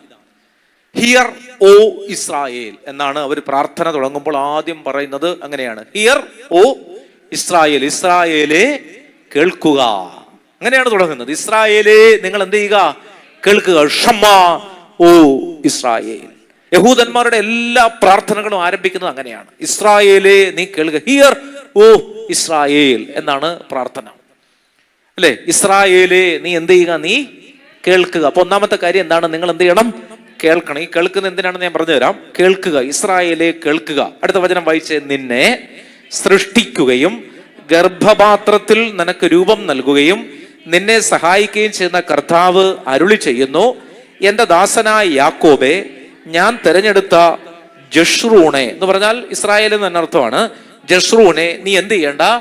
ഭയപ്പെടേണ്ട. അപ്പോൾ 2 കണ്ടീഷൻ പറയുകയാണ്. നിങ്ങൾ ശ്രദ്ധിച്ചിട്ടുണ്ടെങ്കിൽ അറിയാം. ആദ്യം നമ്മൾ വായിച്ചത് എന്താണ്? വാഗ്ദാനമാണ്. അല്ലെ, വരണ്ട നിലത്ത് ജലവും അരുവികളും ഞാൻ ഒഴുക്കും, നിന്റെ മക്കളുടെ മേൽ എൻ്റെ ആത്മാവിനെ ഞാൻ അയക്കും. ഇതെല്ലാം എന്താണ്? പ്രോമിസാണ്. എന്ന് പറഞ്ഞാൽ വാഗ്ദാനമാണ്. ആ വാഗ്ദാനം നമ്മുടെ വീട്ടിലേക്ക് വരണമെങ്കിൽ നമ്മൾ എന്ത് ചെയ്യണം? ചില കണ്ടീഷൻസ് പാലിക്കണം, ചില നിബന്ധനകൾ പാലിക്കണം. 2 നിബന്ധനയാണ് ഇതിനുള്ളത്. ഒന്നാമത്തെ നിബന്ധന എന്താണ്? കേൾക്കുക. രണ്ടാമത്തത് ഭയപ്പെടാതിരിക്കുക. ചെറുന്ന് പറഞ്ഞേ ഹല്ലേലൂയ. അത് മനസ്സിലാവുന്നു എനിക്കറിയാൻ പാടില്ല. മനസ്സിലാവുന്നുള്ളൂ. 2 കാര്യങ്ങളാണ്. 1, നീ എന്ത് ചെയ്യണം? കേൾക്കണം. 2, നീ എന്ത് ചെയ്യണം? ഭയപ്പെടരുത്. അല്ലെ, എന്താണ് ഈ കേൾക്കുക എന്ന് പറഞ്ഞാൽ നമുക്ക് ഏകദേശം മനസ്സിലായിട്ടുണ്ട്. അല്ലെ, കർത്താവിന്റെ മുൻപിൽ സ്വസ്ഥനായി ഇരിക്കുക. അല്ലെ, അതാണ് വചനം പറയുന്നത്. അല്ലെ, ശാന്തനാവുക, ഞാൻ ദൈവമാണെന്ന് അറിയുക. അല്ലെ, ശാന്തമാവുക, ഞാൻ ദൈവമാണെന്ന് നിങ്ങൾ കർത്താവിന്റെ മുൻപിൽ സ്വസ്ഥതയോടുകൂടി ഇരിക്കുക. അതാണ് ഒരു പ്രധാനപ്പെട്ട കാര്യം. എന്ത് ചെയ്യണം? നിങ്ങൾ എന്ത് ചെയ്യണം? കർത്താവിന്റെ മുൻപിൽ സ്വസ്ഥതയോടുകൂടി ഇരിക്കുക. അല്ലെ, സ്വസ്ഥതയോടുകൂടി ഇരിക്കുക. കർത്താവിനോട് സ്വസ്ഥതയോടുകൂടി ഇരിക്കുമ്പോൾ സ്വസ്ഥതയും ആശ്രയവുമായിരിക്കും നിന്റെ ഫലം എന്ന് വചനം പറയുന്നു. ചേർന്ന് പറഞ്ഞേ ഹല്ലേലൂയ. അല്ലേ? എടുക്കാമോ? തൊട്ട് പുറകിലുള്ളൊരു വചനം, അവിടെ ഒരു ഈ 44 ഒന്ന് അടയാളം വെച്ചിട്ട് 30-ാമത്തെ അധ്യായത്തിലേക്ക് വന്നേ. 30-ാമത്തെ അധ്യായം, യെശയ്യാ 30:15 വായിച്ചേ. എല്ലാവരും എടുത്തേ. യെശയ്യാ 30:15. അതിനാൽ ഇസ്രായേലിന്റെ പരിശുദ്ധനായ ദൈവമായ കർത്താവ് അരുളി ചെയ്യുന്നു. വായിച്ചേ. തിരിച്ചു വന്ന് സ്വസ്ഥമായി ഇരുന്നാൽ നിങ്ങൾ രക്ഷപ്പെടും. ഓടി കിടന്നുകൊണ്ട് കാര്യമില്ല. വളരെ കൃത്യമാണത്. നമ്മളെ പറ്റി പറയുന്നത്. നമുക്കിങ്ങ് ഇരിക്കാൻ സമയമില്ലല്ലോ. വായിച്ചേ.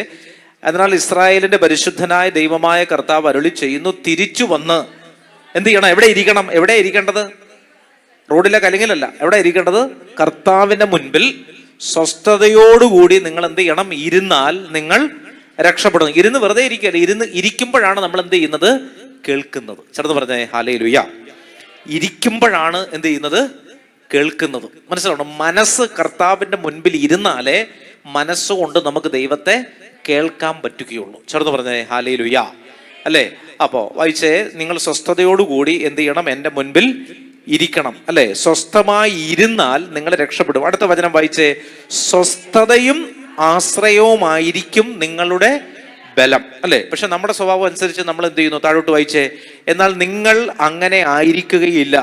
നിങ്ങൾ പറഞ്ഞു, ഇല്ല, ഞങ്ങൾ കുതിരപ്പുറത്ത് കയറി ശീഘ്രം സഞ്ചരിക്കും. ഞങ്ങൾക്ക് ഇരിക്കാൻ സമയമില്ല, ഞങ്ങൾ ഭയങ്കര ബിസി മനുഷ്യരാണ്. മനസ്സിലാവുന്നില്ല? ഞങ്ങൾ കുതിരപ്പുറത്ത് കയറി പായാൻ പോവുകയാണ്. താഴോട്ട് വായിച്ചേ. അതിനാൽ നിങ്ങൾ വേഗം അകന്നു പോകും. ഞങ്ങൾ ശീഘ്രതയുള്ള പടക്കുതിരയുടെ പുറത്ത് സഞ്ചരിക്കുമെന്ന് നിങ്ങൾ പറഞ്ഞു.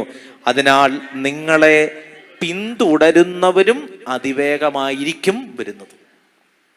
ഭയങ്കര ചില കാര്യങ്ങൾ കർത്താവ് അതിനകത്ത് പറഞ്ഞു തരുന്നുണ്ട്. അപ്പൊ വചനം പറയുകയാണ്, നിങ്ങൾ സ്വസ്ഥമായി ഇരുന്നാൽ നിങ്ങൾ രക്ഷപ്പെടും.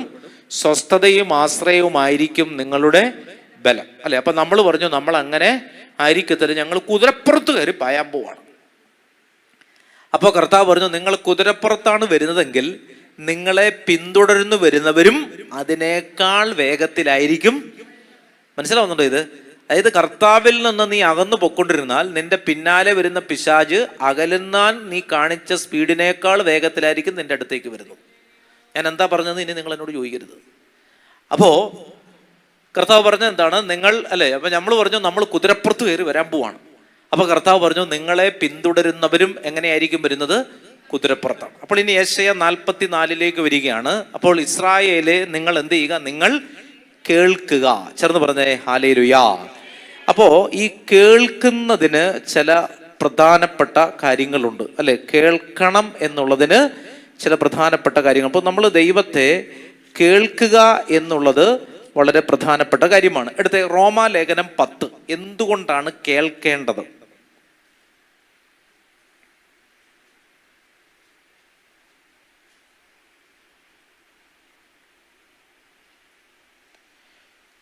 എടുത്തോ. റോമ 10:14 മുതലുള്ള വചനങ്ങൾ ശ്രദ്ധിച്ചു വായിക്കണം. റോമാലേഖനം 10-ാം അധ്യായം 14 മുതലുള്ള തിരുവചനങ്ങൾ വായിച്ചേ. എന്നാൽ തങ്ങൾ വിശ്വസിച്ചിട്ടില്ലാത്ത ഒരുവനെ അവർ എങ്ങനെ വിളിച്ചപേക്ഷിക്കും? അടുത്തത്, ഒരിക്കലും കേട്ടിട്ടില്ലാത്തവനിൽ എങ്ങനെ വിശ്വസിക്കും? പ്രസംഗകനില്ലാതെ എങ്ങനെ കേൾക്കും? അയക്കപ്പെടുന്നില്ലെങ്കിൽ എങ്ങനെ പ്രസംഗിക്കും? സുവിശേഷം പ്രസംഗിക്കുന്നവരുടെ പാദങ്ങൾ എത്ര സുന്ദരം എന്നാണല്ലോ എഴുതപ്പെട്ടിരിക്കുന്നത്. എന്നാൽ എല്ലാവരും സുവിശേഷം അനുസരിച്ചില്ല.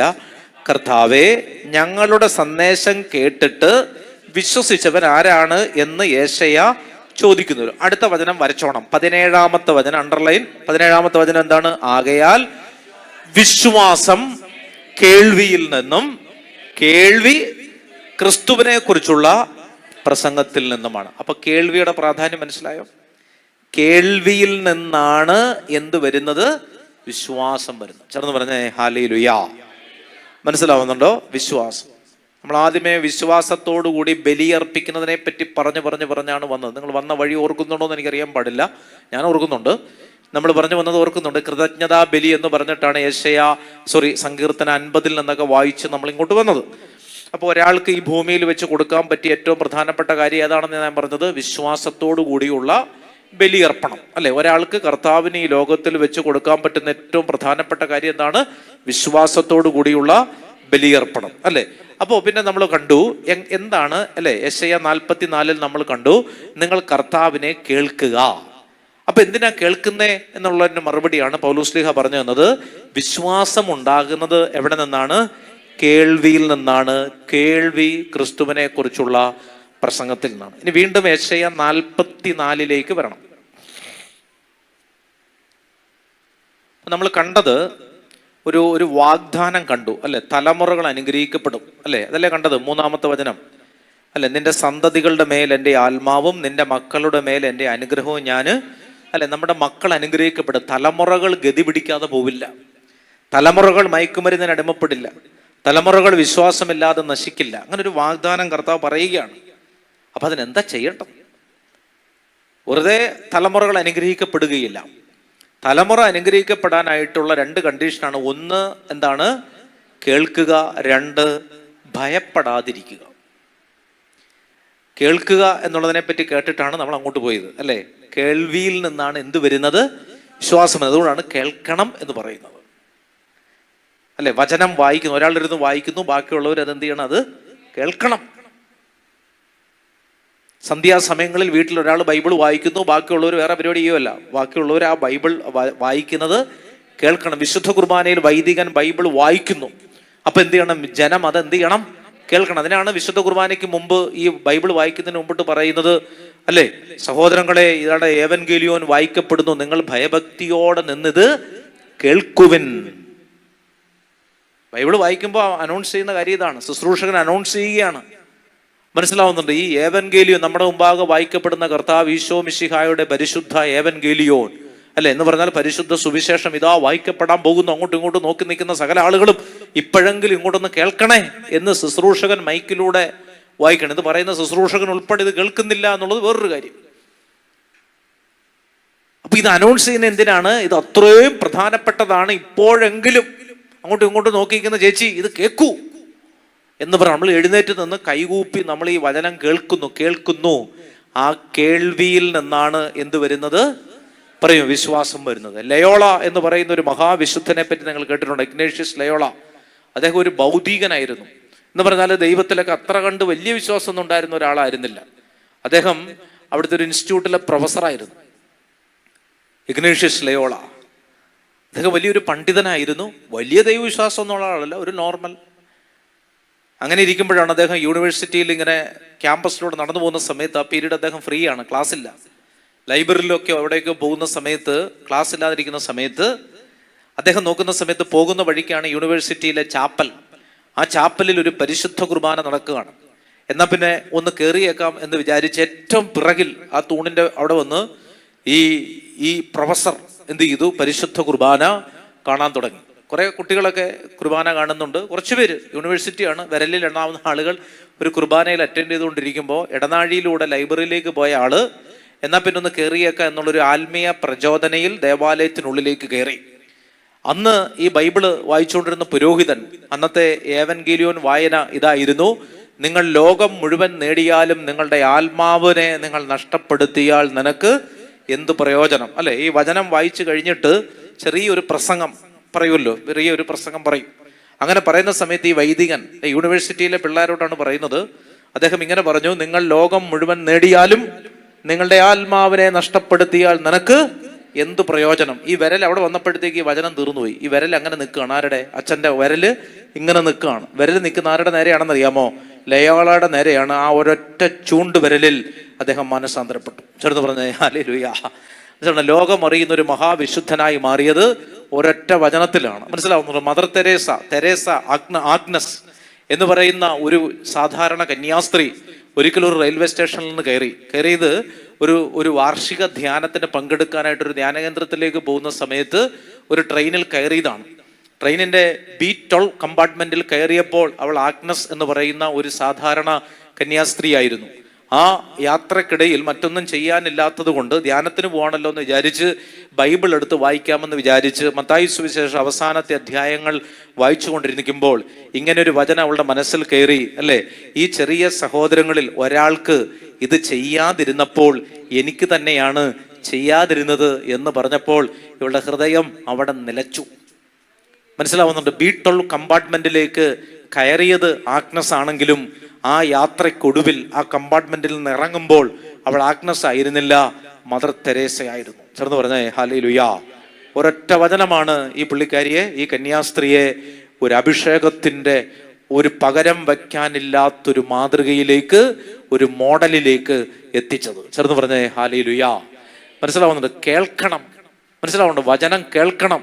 ഈ ചെറിയവരിൽ ഒരുവനത് ചെയ്യാതിരുന്നപ്പോൾ എനിക്ക് തന്നെയാണ് ചെയ്യാതിരുന്നതെന്നൊരു വചനം അവളുടെ ചെവികളിൽ അടിച്ചപ്പോൾ ആഗ്നസ് എന്ന് പറയുന്ന ഒരു സാധാരണ കന്യാസ്ത്രീ മദർ തെരേസ എന്ന് പറയുന്ന ഒരു ലോകമറിയുന്ന പകരം വയ്ക്കാനില്ലാത്ത ഒരു മഹാവിശുദ്ധയായി രൂപാന്തരപ്പെടുത്തിയത് ഒരു ധ്യാന പ്രസംഗമല്ല, ഒരു ബൈബിളിലെ മുഴുവൻ വചനങ്ങളുമല്ല, ഒരൊറ്റ വചനമാണ്. ചെറുത് പറഞ്ഞേ ഹല്ലേലൂയ. ലയോളായുടെ മനസ്സിലേക്ക് വിശുദ്ധിയുടെ നാമ്പുകൾ, വിത്തുകൾ ദൈവം വിതച്ചത് അനേക വചനങ്ങളിലൂടെയല്ല, ഒരു സിംഗിൾ വചനത്തിലൂടെയാണ്. മനസ്സിലാവുന്നുണ്ട്? ഒരൊറ്റ വചനം എന്ത് ചെയ്തു? ഒരാളെ മാനസാന്തരപ്പെടും. പ്രിയപ്പെട്ട മക്കളെ, നമ്മൾ ഈ കേൾവി വളരെ പ്രധാനപ്പെട്ടതാണ്. മനസ്സിലുണ്ട്? ഇവിടെ ഈ ധ്യാന കേന്ദ്രത്തിന് ചുറ്റും ഇങ്ങനെ ഓഡിയോ ബൈബിൾ ഇട്ടപ്പോൾ തന്നെ ധ്യാനകേന്ദ്രത്തിന്റെ അകത്തേക്ക് പോലും കയറാതെ സുഖപ്പെട്ടു പോയ ആളുകൾ 100 കണക്കിന് മനുഷ്യരുണ്ട്. ചെറുത് പറഞ്ഞേ ഹല്ലേലൂയ. ഇങ്ങോട്ട് അകത്തോട്ട് കയറിയ പോലും വേണ്ട, പുറത്തു നിന്ന് കൃപ കണ്ടെത്തിയ ആളുകളുണ്ട്. ഈ വഴി എത്രയോ സാക്ഷ്യങ്ങൾ കിട്ടിയിട്ടുണ്ടെന്നറിയാം. കാരണം എന്താണ്? ഈ വചനം വീണ് ഇത് കേൾക്കുകയാണ്. ഇത് കേട്ട് കഴിയുമ്പോൾ വ്യത്യാസം വരും. അത് കേട്ട് കഴിയുമ്പോൾ എത്രയോ ആളുകൾ അവരുടെ ജീവിതത്തിന്റെ അച്ഛനെ കാണാനൊക്കെ വന്നിട്ട് കാണാൻ പറ്റാതെ വലിയ പ്രതിസന്ധികളുമായിട്ട് വന്ന് ഇനി എന്ത് ചെയ്യണം, എ ഓർ ബി, എന്താ ചെയ്യേണ്ടത്, ജീവനാണോ മരണമാണോ എന്ന് ചിന്തിച്ച് ധ്യാനകേന്ദ്രത്തിലേക്ക് വന്ന് ആരും അറ്റൻഡ് ചെയ്യാനില്ലാതെ, അല്ലെങ്കിൽ ആര് തലയെ കഴിച്ച് പ്രാർത്ഥിച്ചിട്ടില്ല, 5 ദിവസത്തെ ധ്യാനം കൂടിയിട്ടില്ല, സെക്കൻഡ് സാറ്റർഡേ ശുശ്രൂഷയിൽ ഒന്നും കൂടിയിട്ടില്ല, മറിച്ച് അവരിവിടേക്ക് വരുമ്പോൾ തന്നെ ദൈവവചനം ഇങ്ങനെ കേൾക്കുകയാണ്. പരിശുദ്ധ കുർബാന ഇവിടെ എഴുന്നള്ളിച്ച് വെച്ചിട്ടുണ്ട്. ആരുമില്ലെങ്കിൽ, അച്ഛന്മാരും ഇവിടെ ഇല്ലെങ്കിലും ഈശോ, മഹാപുരോഹിതനായ ഈശോ ഇവിടെ ഉണ്ട്. ചേർന്ന് പറഞ്ഞേ ഹല്ലേലൂയ.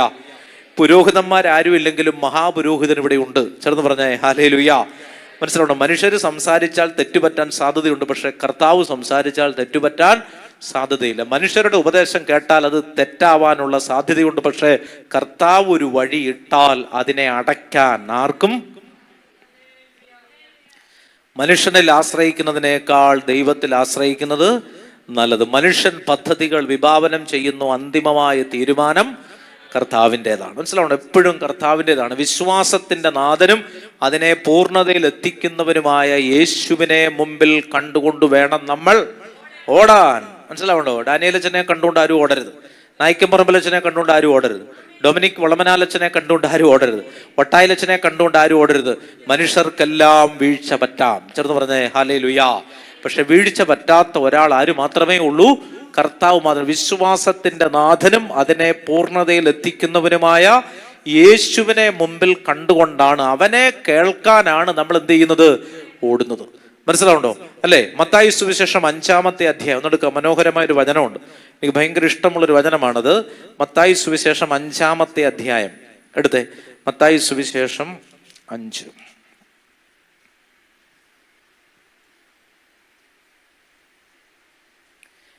അഞ്ചാമത്തെ അധ്യായം. ലോകത്തിലെ ഏറ്റവും മനോഹരമായ പ്രസംഗം, ഒറ്റ പ്രസംഗമേ ഉള്ളൂ, അത് ഈ മലയിലെ ഈശോന്റെ പ്രസംഗമാണ്. ചേർന്ന് പറഞ്ഞേ ഹല്ലേലൂയ. മനസ്സിലുണ്ടോ? കോടിക്കണക്കിന് മനുഷ്യരെ മാനസാന്തരത്തിലേക്ക് നയിച്ച ലോകത്തിലെ ഒരേ ഒരു പ്രസംഗമേ ഉള്ളൂ. അത് ടോൾസ്റ്റോയുടെ പ്രസംഗമല്ല, എബ്രഹാം ലിങ്കന്റെ പ്രസംഗമല്ല, അത് കർത്താവിന്റെ മലയിലെ പ്രസംഗമാണ്. അത് മത്തായി 5, 6, 7 ആണ്, അല്ലെ? അതിലാദ്യത്തെ വചനം അത് വളരെ നമ്മളെ ഓൺ ചെയ്യുന്നൊരു വചനമാണ്. വായിച്ചേ. ജനക്കൂട്ടത്തെ കണ്ടപ്പോൾ യേശു മലയിലേക്ക് കയറി, അവൻ ഇരുന്നപ്പോൾ ശിഷ്യന്മാർ അടുത്തെത്തി, അവൻ അവരെ പഠിപ്പിക്കുവാൻ തുടങ്ങി. അല്ലെ? പിന്നെ ഒരു പ്രസംഗം അങ്ങ് നടക്കാണ്. ചേർന്ന് പറഞ്ഞേ ഹല്ലേലൂയ. മനസ്സിലാവുണ്ടോ? ആദ്യത്തെ ഒരു ഒരു വലിയ പ്രസംഗമാണത്, അല്ലെ? എന്താ വചനം പറയുന്നത്? ജനക്കൂട്ടത്തെ കണ്ടപ്പോൾ യേശു എങ്ങോട്ട് പോയി? മലയിലേക്ക് കയറി, അവൻ ഇരുന്നപ്പോൾ ശിഷ്യന്മാർ അടുത്തെത്തി, അവൻ അവരെ എന്ത് ചെയ്തു? പഠിപ്പിക്കാൻ തുടങ്ങി. അവൻ ആളുകൾ അടുത്തെത്തി, അവന്റെ അടുത്തിരുന്ന് അവനെ എന്ത് ചെയ്യാൻ തുടങ്ങി? കേൾക്കാൻ തുടങ്ങി. ചേർന്ന് പറഞ്ഞേ ഹല്ലേലൂയ. കേൾവി. ആ കേൾവിയിൽ നിന്നാണ് ജീവിതം മാറുന്നത്. നമ്മൾ കർത്താവിനെ കേൾക്കാനിരിക്കണം പ്രിയമുള്ളവരെ. അതുകൊണ്ടാണ് യെശയ്യാ 44 പറയുന്നത്, ഇസ്രായേലേ നീ എന്ത് ചെയ്യുക? നീ കേൾക്കണം. അപ്പൊ കർത്താവ് പറയുന്നത് നമ്മൾ കേൾക്കാൻ തയ്യാറായാൽ ദൈവാനുഗ്രഹങ്ങൾ മല പോലെ, ഒരു മഴവെള്ളം പോലെ ഒഴുകി വരും. നമ്മൾ കർത്താവിനെ കേൾക്കണം. മനസ്സിലുണ്ട്? ഒരു 10 മിനിറ്റെങ്കിലും കർത്താവിന്റെ മുമ്പിൽ ഇങ്ങനെ അനങ്ങാതിരിക്കണം. ചേർന്ന് പറഞ്ഞേ ഹല്ലേലൂയ. അപ്പോ ആ കേൾവിയിൽ നിന്നാണ് പൗലോസ്ലീഹ പറയുന്നത്, അല്ലെ? കേൾവിയിൽ നിന്നാണ് എന്ത് വരുന്നത്? വിശ്വാസം. അല്ലെ? കേൾവിയിൽ നിന്നാണ്, അല്ലെ, വിശ്വാസം വരുന്നത്. അപ്പോ നമ്മൾ കണ്ട 2 കാര്യങ്ങൾ. ഒന്ന്, നീ കർത്താവിനെ കേൾക്കുക. നിന്നെ സൃഷ്ടിക്കുകയും ഗർഭപാത്രത്തിൽ നിനക്ക് രൂപം നൽകുകയും നിന്നെ സഹായിക്കുകയും ചെയ്യുന്ന കർത്താവ് അരുളി ചെയ്യുന്നു, എൻ്റെ ദാസനായ യാക്കോബേ, ഞാൻ തിരഞ്ഞെടുത്ത ജഷ്റൂനെ നീ ഭയപ്പെടേണ്ട. അപ്പൊ 2 കണ്ടീഷനാണ് പറഞ്ഞത്. ഒന്ന്, കേൾക്കുക. 2, ഭയപ്പെടാതിരിക്കുക. ചേർന്ന് പറഞ്ഞേ ഹല്ലേലൂയ. അല്ലെ? കേൾക്കുക, ഭയപ്പെടാതിരിക്കുക. ഇതെന്താണ് ഭയപ്പെടാതിരിക്കുക എന്ന് പറഞ്ഞാൽ? അത് നമ്മുടെ കണ്ടീഷനാണ്. എന്താണ് ആ കണ്ടീഷൻ? അത് നിങ്ങൾ ഡാനിയൽ അച്ഛൻ പറയുന്ന, അച്ഛനെല്ലാം മിക്കവാറും പറയുന്ന കാര്യമാണ്. എന്താണ് ഈ ഭയം? എന്താ ഭയം? എന്താണ്? വിശ്വാസമില്ലാത്ത അവസ്ഥയുടെ പേരാണ് എന്ത്? ഭയം. ഭയത്തിന്റെ ഓപ്പോസിറ്റ് ധൈര്യമല്ല, അവിശ്വാസമാണ് എന്നാണ് അച്ഛൻ പഠിപ്പിക്കുന്നത്. ചേർന്ന് പറഞ്ഞേ ഹല്ലേലൂയ. ബൈബിൾ അനുസരിച്ച് അതാണ് ശരി, അല്ലെ? മലയാളത്തിൽ നമ്മൾ ഭയത്തിന്റെ ഓപ്പോസിറ്റ് എന്താണ്? ധൈര്യമാണ്, അല്ലെ? ഇവിടെ ധൈര്യമല്ല, ഭയത്തിന്റെ ഓപ്പോസിറ്റ്, അല്ലെ, വിശ്വാസമാണ്. എന്ന് പറഞ്ഞാൽ വിശ്വാസമില്ലാത്ത അവസ്ഥയുടെ പേരാണ് എന്ത്? ഭയം. വിശ്വാസമുള്ളവൻ ഭയപ്പെടില്ല. ചേർന്ന് പറഞ്ഞേ ഹല്ലേലൂയ. പത്രോസ് കടലിൽ മുങ്ങിത്താടാൻ പോകുമ്പോൾ കർത്താവ് പറഞ്ഞ എന്താണ്? അല്പവിശ്വാസി, നീ ഭയപ്പെട്ടത് എന്തിന്? അല്ലെ? അപ്പൊ വിശ്വാസവും ഭയവും തമ്മിലൊരു ബന്ധമുണ്ട്. അപ്പൊ വിശ്വാസമില്ലാത്തൊരവസ്ഥയുടെ പേരാണ്. അപ്പൊ വിശ്വസിക്കണം എന്നുള്ളതാണ്. എന്താണ് വിശ്വസിക്കേണ്ടത്? എന്താ വിശ്വസിക്കേണ്ടത്? 43-ാമത്തെ അധ്യായം, യെശയ്യാ 43. അടുത്തു അല്ലേ? യെശയ്യാ 43-ാമത്തെ അധ്യായം 1 മുതലുള്ള തിരുവചനം വായിക്കാമോ? 1 മുതലുള്ള തിരുവചനം. യാക്കോബേ, നിന്നെ സൃഷ്ടിക്കുകയും ഇസ്രായേലെ, നിന്നെ രൂപപ്പെടുത്തുകയും ചെയ്ത കർത്താവ് അരുളി ചെയ്യുന്നു, ഭയപ്പെടേണ്ട, ഞാൻ നിന്നെ രക്ഷിച്ചിരിക്കുന്നു. അല്ലെ? അപ്പൊ നീ എന്താ വിശ്വസിക്കേണ്ടത്? എന്താണ്? ഭയപ്പെടേണ്ട, ഞാൻ നിന്നെ രക്ഷിച്ചിരിക്കുന്നു, നിന്നെ ഞാൻ പേര് ചൊല്ലി വിളിച്ചിരിക്കുന്നു, നീ എന്റേതാണ്. വിശ്വസിക്കേണ്ട കാര്യങ്ങളെ പറ്റി പറയുകയാണ്, അല്ലെ? ഒന്നാമത് വിശ്വസിക്കേണ്ട കാര്യം എന്താണ്?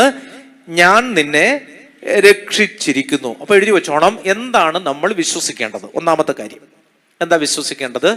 ഒന്നാമത്തെ കാര്യം വിശ്വസിക്കേണ്ടത്, നീ രക്ഷിക്കപ്പെട്ടവനാണ്. ചേർന്ന് പറഞ്ഞേ ഹല്ലേലൂയ. എന്താ നമ്മൾ വിശ്വസിക്കേണ്ടത്? നമ്മൾ രക്ഷിക്കപ്പെടേണ്ടവരാണ് എന്നല്ല, ഓൾറെഡി നീ രക്ഷിക്കപ്പെട്ടവനാണ്. നീ അത് തിരിച്ചറിഞ്ഞിട്ടില്ലെന്നേ ഉള്ളൂ. മനസ്സിലാവുന്നുണ്ടോ? നിങ്ങൾ രക്ഷിക്കപ്പെട്ടവരാണോ എന്ന് ചില ആളുകൾ നമ്മളോടൊന്ന് ചോദിക്കും. അപ്പൊ നമുക്കൊരു സംശയമാണ്, രക്ഷിക്കപ്പെട്ടോ? വീട്ടിലെ കടബാധ്യത മാറിയിട്ടില്ലല്ലോ, അത് ഇതും തമ്മിൽ ബന്ധമില്ല, അല്ലെ? ഒന്നാമത്തെ കാര്യം എന്താണ്? കർത്താവ് പറയാണ്, ഞാൻ നിന്നെ എന്ത് ചെയ്തിരിക്കുന്നു? രക്ഷിക്കാം, രക്ഷിച്ചേക്കാം, രക്ഷിക്കുമായിരിക്കും. ആണോ? അല്ല, ഞാൻ നിന്നെ രക്ഷിച്ചിരിക്കുന്നു. അല്ലെ? ഒന്നാമത് നമ്മൾ വിശ്വസിക്കേണ്ടത്, കർത്താവ് നമ്മളെ എന്ത് ചെയ്തിരിക്കുന്നു? പറഞ്ഞേ, എന്ത് ചെയ്തിരിക്കുന്നു? ഇത് വിശ്വസിക്കണം. നമ്മൾ വലിയ കടബാധ്യതയിലൂടെ കടന്നു പോവുകയാണെങ്കിൽ നമ്മൾ വിശ്വസിക്കേണ്ടത്, കർത്താവ് എന്നെ എന്ത് ചെയ്തിരിക്കുന്നു? ഇത് വിശ്വസിക്കേണ്ടത്. സംഭവിച്ചു, ഇറ്റ്സ് ഓൾറെഡി ഹാപ്പൻ. ഇത് സംഭവിച്ച കാര്യമാണ്. മനസ്സിലാവുന്നുണ്ടോ? 43-ാമത്തെ അധ്യായത്തിന്റെ അവിടെ ഒരു അടയാളം വെച്ചിട്ട് എഫേസോസ് ലേഖനത്തിലേക്ക് ഒന്ന് പോകണം. അവിടെ കുറച്ചും കൂടി ക്ലിയർ ആയിട്ട് ഈ വചനം പറയുന്നുണ്ട്. എഫേസോസ് ലേഖനം 2-ാമത്തെ അധ്യായം.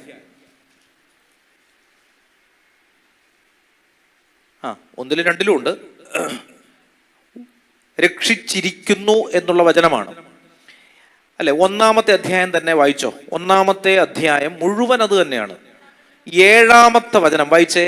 എഫേഷ്യൻസ് 1:7 എടുക്കാമോ? അവിടുത്തെ കൃപയുടെ സമൃദ്ധിക്കൊത്ത് നമുക്ക് ക്രിസ്തുവിൽ പാപമോചനവും അവന്റെ രക്തം വഴി രക്ഷയും കൈവരുമായിരിക്കും എന്നാണോ? അല്ല, കൈ വന്നിരിക്കുന്നു എന്ന് പറഞ്ഞാൽ വണ്ടി വന്നു. വണ്ടിക്ക് വേണ്ടി കാത്തിരിക്കുകയല്ല, ഓൾറെഡി രക്ഷയുടെ വണ്ടി എന്ത് ചെയ്തു? ബസ് സ്റ്റോപ്പിൽ വന്നു കഴിഞ്ഞു. മനസ്സിലാവും? ഒരിക്കൽ കൂടി വായിച്ചേ. അവിടുന്ന്, അല്ലെ, അവിടുത്തെ കൃപയുടെ സമൃദ്ധിക്കൊത്ത് നമുക്ക് ക്രിസ്തുവിൽ പാപമോചനവും അവന്റെ രക്തം വഴി രക്ഷയും കൈവന്നിരിക്കുന്നു. അടുത്ത വചനം വായിച്ച. ഈ കൃപയാകട്ടെ അവിടുന്ന് തൻ്റെ ജ്ഞാനത്തിലും വിവേകത്തിലും നമ്മിൽ സമൃദ്ധമായി ചൊരിയുമായിരിക്കും. ആണോ? അല്ല, എന്ത് ചെയ്തിരിക്കുന്നു? ചൊരിഞ്ഞിരിക്കുന്നു. ചേർന്ന് പറഞ്ഞേ ഹല്ലേലൂയാ. പറഞ്ഞേ ഹല്ലേലൂയാ. 9-ാമത്തെ വചനം വായിച്ചേ. ക്രിസ്തുവിൽ വ്യക്തമാക്കിയ തന്റെ അഭീഷ്ടമനുസരിച്ച് അവിടുന്ന് തന്റെ പദ്ധതിയുടെ രഹസ്യം എന്ന് പറഞ്ഞ രക്ഷ നമുക്ക് എന്ത് ചെയ്തിരിക്കുന്നു? മനസ്സിലാക്കി തരുമായിരിക്കും. ആണോ? അല്ല, മനസ്സിലാക്കി തന്നു. ഇനി ഒരിക്കൽ അതിലും ക്ലിയർ ആയിട്ട് മറ്റൊരു വചനമുണ്ട്. 2-ാമത്തെ അധ്യായം എടുക്കാമോ? 2-ാമത്തെ അധ്യായം 4 മുതലുള്ള തിരുവചനങ്ങൾ വായിച്ച ശ്രദ്ധിച്ചു വായിക്കണം. വളരെ വളരെ വലിയ വചനങ്ങളാണ് അല്ലെ. വായിച്ചാൽ നമുക്ക് കൊതി തീരാത്ത വചനങ്ങളാണത്. വായിച്ച് 4-ാമത്തെ വചനം വായിക്കാമോ? എന്നാൽ നമ്മൾ പാപം വഴി മരിച്ചവരായിരുന്നിട്ട്, ശ്രദ്ധിച്ചു വായിക്കണേ, കരുണാസമ്പന്നനായ ദൈവം നമ്മോട് കാണിച്ച മഹത്തായ സ്നേഹത്താൽ ക്രിസ്തുവിനോടുകൂടെ നമ്മെ ജീവിപ്പിക്കുമായിരിക്കും. ആണോ? അല്ല, ജീവിപ്പിച്ചു. ഉണ്ടോ? അത് ജീവിപ്പിച്ചു. അടുത്തത് വായിച്ചേ. കൃപയാൽ നിങ്ങൾ രക്ഷിക്കപ്പെട്ടു. അല്ലെ, രക്ഷിക്കപ്പെട്ടു കഴിഞ്ഞു, രക്ഷിക്കപ്പെട്ടു. അടുത്തത് വായിച്ചേ. യേശു ക്രിസ്തുവിനോടുകൂടെ അവിടുന്ന് നമ്മെ ഉയർപ്പിച്ച് സ്വർഗത്തിൽ അവനോടുകൂടെ ഇരുത്തുമായിരിക്കും. ആണോ? ഇരുത്തുകയും ചെയ്തെന്ന്. ഇത് ഭയങ്കര. ഇത് നമ്മളൊന്ന് മനസ്സിലാക്കിയാലുണ്ടല്ലോ, പിന്നെ നമ്മൾ ഈ അലുവില് കാര്യങ്ങളുടെ പിന്നാലെ പോയി പിന്നെ കരഞ്ഞും നിലവിളിച്ചും ജീവിതം പഴിച്ചു തീർക്കില്ല. ചേർന്ന് പറഞ്ഞേ ഹല്ലേലൂയാ. അല്ലേ, നമ്മളെ കർത്താവ് എന്ത് ചെയ്തു? മഹത്തായ സ്നേഹത്താൽ ജീവിപ്പിച്ചു. ആ രഹസ്യം നിനക്ക് മനസ്സിലാക്കി തന്നു. നിന്റെ മേൽ ആ കൃപ ചൊരിഞ്ഞു. നിന്നെ പിതാവായ ദൈവത്തോടു കൂടി അവിടുത്തെ വലതുഭാഗത്ത് ഇരുത്തി. മനസ്സിലാവണ്ട പ്രിയമുള്ളവരെ, കർത്താവ് ഈ രക്ഷ നമുക്ക് എന്ത് ചെയ്തു? നേടി തന്നു. ഇതാണ് യെശയ്യാ 43 നമ്മൾ കണ്ടത്. ഇനി 43 എടുത്ത്. യെശയ്യാ 43 നമ്മൾ എന്താ വിശ്വസിക്കേണ്ടത്? ഞാൻ നേരത്തെ പറഞ്ഞു 2 കാര്യങ്ങളാണ് വാഗ്ദാനം. 1, നീ എന്ത് ചെയ്യണം? നീ ഒന്ന് കേൾക്കണം. 2, നീ ഭയപ്പെടരുത്. ഭയപ്പെടരുത് എന്ന് പറഞ്ഞപ്പോഴാണ് നമ്മൾ ഇതിലേക്ക് വന്നത്. ഭയം എന്ന് പറഞ്ഞാൽ എന്താണ്? വിശ്വാസമില്ലാത്ത അവസ്ഥയാണ്. എന്താണ് നമ്മൾ വിശ്വസിക്കേണ്ടത്? എന്താ വിശ്വസിക്കേണ്ടത്? 1, അവൻ നമ്മെ രക്ഷിച്ചു. ഇത് വിശ്വസിച്ചു. അതിനുവേണ്ടി ഇനി ധ്യാന കേന്ദ്രങ്ങളിലേക്ക് പോകേണ്ട കാര്യമില്ല. ചെറുത് പറഞ്ഞേ ഹല്ലേലൂയാ. അതിനുവേണ്ടി ഇനി ഒരു അച്ഛൻ്റെയും കൈയുടെ ആശീർവാദത്തിന് വേണ്ടി നമ്മളിങ്ങനെ ക്യൂ നിൽക്കേണ്ട കാര്യമില്ലെന്ന്. അങ്ങനെ ആരും ധ്യാന കേന്ദ്രത്തിൽ പോകേണ്ട കാര്യമില്ല. രക്ഷ നിനക്ക് കൈ വന്നിരിക്കുന്നു. നിന്റെ മേശപ്പുറത്ത് അത് വന്നിരിക്കുകയാണ്. ഇനി നിന്റെ ഉത്തരവാദിത്തം എന്താണെന്നറിയാമോ? നിന്റെ കൈ കൊണ്ടുപോയിട്ട് ആ പാത്രത്തിന്റെ അടപ്പെടുത്ത് മാറ്റിയിട്ട് അത് എങ്ങനെ എന്ത് ചെയ്യണം? കോരിയെടുത്ത് നിന്റെ നാവിലേക്ക് വെക്കണം. അത് എന്റെ ഉത്തരവാദിത്തമാണ്. അത് ചെയ്തിട്ടില്ല. ഇത് നിന്റെ ഡൈനിങ് ടേബിളിൽ വന്നിരിപ്പുണ്ടെന്ന്. വലിയൊരു പാത്രത്തിൽ ചൂടാറാൻ വേണ്ടി ഇങ്ങനെ അടച്ചിങ്ങനെ വെച്ചിരിക്കുകയാണ്. അത് തുറക്കണം. ഇത് തുറക്കണം. നമ്മുടെ ഒരു ഇനിഷ്യേറ്റീവ് ഉണ്ട്. It's A human initiative. നമ്മളത് തുറക്കണം, അതെടുത്ത് കഴിക്കണം. ഗുളിക മേശപ്പുറത്തിരിക്കുന്നു എന്ന് വിചാരിച്ച് വയറുവേദന മാറുമോ? ഇല്ല. ആ ഗുളിക ഞാൻ എന്ത് ചെയ്യണം? ഒരു ഗ്ലാസ് വെള്ളം എടുത്തിട്ട് അത് കുടിച്ച് അതെന്റെ രക്തത്തിന്റെ ഭാഗമായി മാറുമ്പോൾ, ആ ഗുളിക എന്റെ രക്തത്തിൽ അലിഞ്ഞു ചേരുമ്പോൾ എന്റെ വയറുവേദന മാറും. ചേർന്ന് പറഞ്ഞേ ഹല്ലേലൂയാ. ഈ ഗുളിക കൈ വന്നിരിക്കുന്നു. ഇത് കൊണ്ടുവന്നെന്ന്, ഇത് വന്നിരിക്കുന്നു, മേശപ്പുറത്ത് കൊണ്ടുവച്ചു. രക്ഷ. അപ്പൊ എന്താ വിശ്വസിക്കേണ്ടത്? You have to believe that you are already saved. നീ രക്ഷിക്കപ്പെട്ടവനാണ്. നീ നിന്റെ സ്വന്തമാക്കണം. മനസ്സിലാവുന്നു? ഇവിടെ എല്ലാവരും കൂടെ ടൂർ പോവാണെന്ന് വിചാരിക്കുക. വേളാങ്കണ്ണിയിലേക്ക് പോവാണ്. കന്യാകുമാരി വഴി വേളാങ്കണ്ണിയിലേക്ക്. രാവിലെ 3 മണിക്കാണ് പോകുന്നത്. ബസ് വന്ന് മുറ്റത്ത് കിടക്കുകയാണ്. 3 മണിക്ക് പോകും. ടൂർ പോകുന്നത് കൊണ്ട് ആരും ഉറങ്ങിയിട്ടില്ല. 12 മണിയാകുമ്പോഴേ എല്ലാവരും തയ്യാറായിരിക്കുകയാണ്. വിശുദ്ധ കുർബാന ആയിരുന്നെങ്കിൽ 4:30 വരത്തുള്ളായിരുന്നു. കുർബാന ഇല്ലെന്ന് പറഞ്ഞിട്ടുള്ളത് കൊണ്ട് നേരത്തെ തന്നെ എല്ലാവരും വന്നിട്ടുണ്ട്. വണ്ടി വന്ന് കിടക്കുകയാണ്. വലിയൊരു AC ബസ് വന്ന് കിടക്കുകയാണ്. അല്ലെ, വണ്ടി വന്നു. പക്ഷെ വേളാങ്കണ്ണി എന്ന് പറയുന്ന സ്ഥലത്ത് നീ എത്തണമെങ്കിൽ നീ എന്ത് ചെയ്യണം? നീ നടന്ന് ഈ വണ്ടിക്കകത്ത് കയറണം. ഇനി കയറണം. സ്വന്തമായിട്ട് കാലുള്ളവര് എന്ത് ചെയ്യണം? നടന്ന് ഈ വണ്ടിക്കകത്ത് കയറിയാൽ എന്ത് ചെയ്യും? 10 മണിക്കൂർ കഴിയുമ്പോൾ നീ എവിടെ എത്തും? വേളാങ്കണ്ണിയിലെത്തും. ഇനി കാലില്ലാത്തവനാണെങ്കിൽ എന്ത് ചെയ്യണം? വേറെ 2 പേരുടെ സഹായത്തോടെ എന്ത് ചെയ്യണം? ഇവനെ ഈ വണ്ടിക്കകത്തേക്ക് എടുത്തു വെക്കണം. അങ്ങനെ വണ്ടിക്കകത്തേക്ക് എടുത്തു വെക്കുന്ന ആ പ്രോസസ്സിന്റെ പേരാണ് ധ്യാന കേന്ദ്രങ്ങൾ. ചെറുത് പറഞ്ഞേ ഹല്ലേലൂയാ. മനസ്സിലാവുന്നുണ്ടോ? അല്ലാതെ ധ്യാന കേന്ദ്രങ്ങൾ കൊണ്ടുവന്ന രക്ഷയല്ലത്. ഓൾറെഡി ഈ ബസ് അയച്ചിട്ടുണ്ട്. മനസ്സിലാവുന്നുണ്ടോ നിങ്ങൾക്ക്? സ്വന്തമായിട്ട് നടന്നു കയറാൻ പറ്റുന്നവർ അതിനകത്തേക്ക് നടന്നു കയറണം. ഇനി ഏതെങ്കിലും രീതിയിൽ നടന്നു കയറാനോ എടുത്ത് പ്രയാസമുള്ളവരെ നമ്മൾ എന്ത് ചെയ്യണം? ഒന്ന് എടുത്തു കയറ്റണം. ആ ഉത്തരവാദിത്വം നമുക്കുള്ളൂ. മനസ്സിലാവുന്നുണ്ട്? എടുത്തു കയറ്റുന്ന ആളല്ല ഈ വണ്ടി കൊണ്ടുവന്നത്. വണ്ടി ഓൾറെഡി ഇതിന്റെ കോർഡിനേറ്റർ വിളിച്ചിട്ടിട്ടുണ്ട്. മനസ്സിലാവുന്നുണ്ടോ? ഇതിന്റെ എല്ലാം മഹാപുരോഹിതൻ ആരാണ്? ഹെബ്രായ ലേഖനം 10 നമ്മൾ കണ്ടു. ഇതിന്റെ എല്ലാം മഹാപുരോഹിതൻ ആരാണ്? മേൽനോട്ടക്കാരൻ. ഓർക്കുന്നുണ്ടോ? മേൽനോട്ടക്കാരനായ ഒരു മഹാപുരോഹിതൻ നമുക്കുണ്ട്. അവൻ ഈ വണ്ടി വിളിച്ച് കൂടെ കൊണ്ടുവന്നിട്ടുണ്ട്. നമ്മൾ എല്ലാവരും വണ്ടി വിളിക്കേണ്ട ഒരു വണ്ടി വന്നു.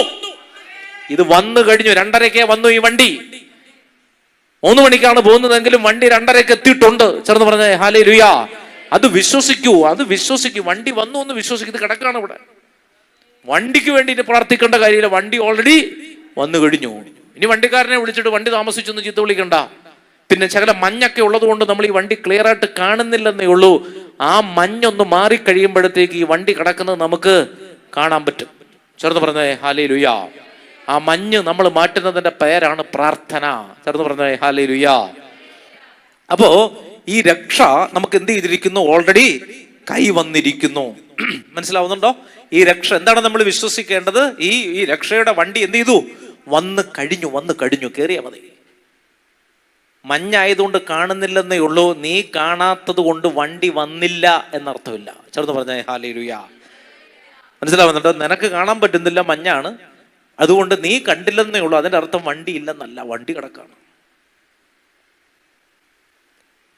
അപ്പോ യെശയ്യാ 43 യെശയ്യാ ആത്മാവിൽ പ്രവചിച്ച് പറയാണ്, രക്ഷകൻ ജനിച്ചിട്ടില്ല, ഇനി 550 വർഷം കഴിഞ്ഞിട്ടാണ് രക്ഷകൻ ശരിക്കും ജനിക്കുന്നത്. പക്ഷെ ആത്മാവിൽ നിറഞ്ഞ് യെശയ്യാ പറഞ്ഞിരിക്കുകയാണ്, എൻ്റെ മകനെ, നിന്നെ ഞാൻ പേര് ചൊല്ലി വിളിച്ചിരിക്കുന്നു, നീ എൻ്റേതാണ്. ലോകത്തിൽ എത്തോരാളുകളെ മാനസാന്തരപ്പെടുത്തിയ വചനമെന്നറിയാം.